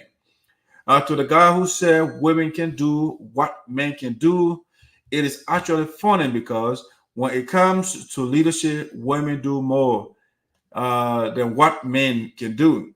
I'm a national chair lady and I have been progressing more than men. Traditionally, women can do what men can do, but politically, we can do more than some men. Peace and love. All right, that's why she said that. Let's go to the next comment here. But seriously, Madison, you should run in 2029. That's a possibility. That all options are on the table, But let me assess the field. If I have somebody who I think or share the same ethical, moral principles, or who has the same morals I am, definitely I will give the person the opportunity. Other than that, I will jump in the race and beat Karumane and all the people. Then I'll try to run. All right, Morris Manning said on themselves. This is why we voted TJ out and never returned. Everything is saying in his name. Okay. Exactly. The other person said Sinoe has no representation in both chambers, unfortunately. All right. This the other person said Foucault is in politics, the Basilia, but she is in the political arena. Interesting. All right. Madison, I'm aware of Isaiah J. is running, and I'm praying for safe debate and voting for him. She also said, my powerful talk show host, I didn't see you at USA convention. I hope you are okay. I'm doing well. Yeah, the constraint of capitalism made me not to turn out, but next time we'll be there to cover our people activities. Mr. Manning, thanks for following the show. I'm watching from my end in Greenville City. Thanks for following Larry Noah. I'm watching from my home. Dave, Mr. Toba. Thanks for watching the show. Hi, my darling. Hi, Queen. That's my wife. Mwah, mwah, mwah as well. Let's give her kisses there. Let me see the last comments here. Oh, thank you, Dr. Airport Esoteric. I was sleeping. Thank you for thanking me. As Honorable Zaza will say. All right, guys, that's how we break in the curtain down for the day. I want to say thank you so much for always following Voices Sinoe. We'll be here next Thursday again to continue where we stopped. We're going to be talking about political leadership in Sinoe. We'll be talking about the leaders, the past and present, the good and the bad. Don't miss the show. We'll be here again Thursday, beginning at 12 Eastern, all right, and 4 p.m. in Liberia. All right. That being said, I want to end with a quaint of traditional music. I want to say thank you again for following us. Don't forget to share the show when you jump here and when you get on the show. Don't forget to follow on YouTube and subscribing to our YouTube page. Voice of Silence. It's the same thing. You can watch it. See some people watching from YouTube. We want to say thank you so much. Make sure you subscribe. Invite your friends. Tell your friends to tell your friends. Tell them if you're somewhere. Subscribe to my Sinoe show, whatever title you want to call it. We highly do appreciate the show. Thank you so much, and we are out.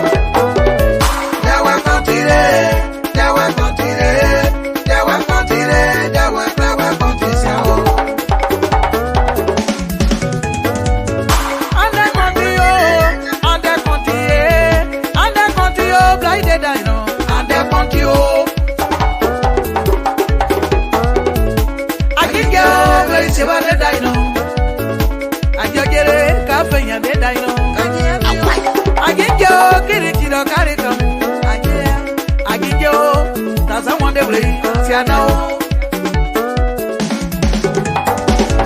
They were continue, they were continue, they were continue, play the dino, and they continue.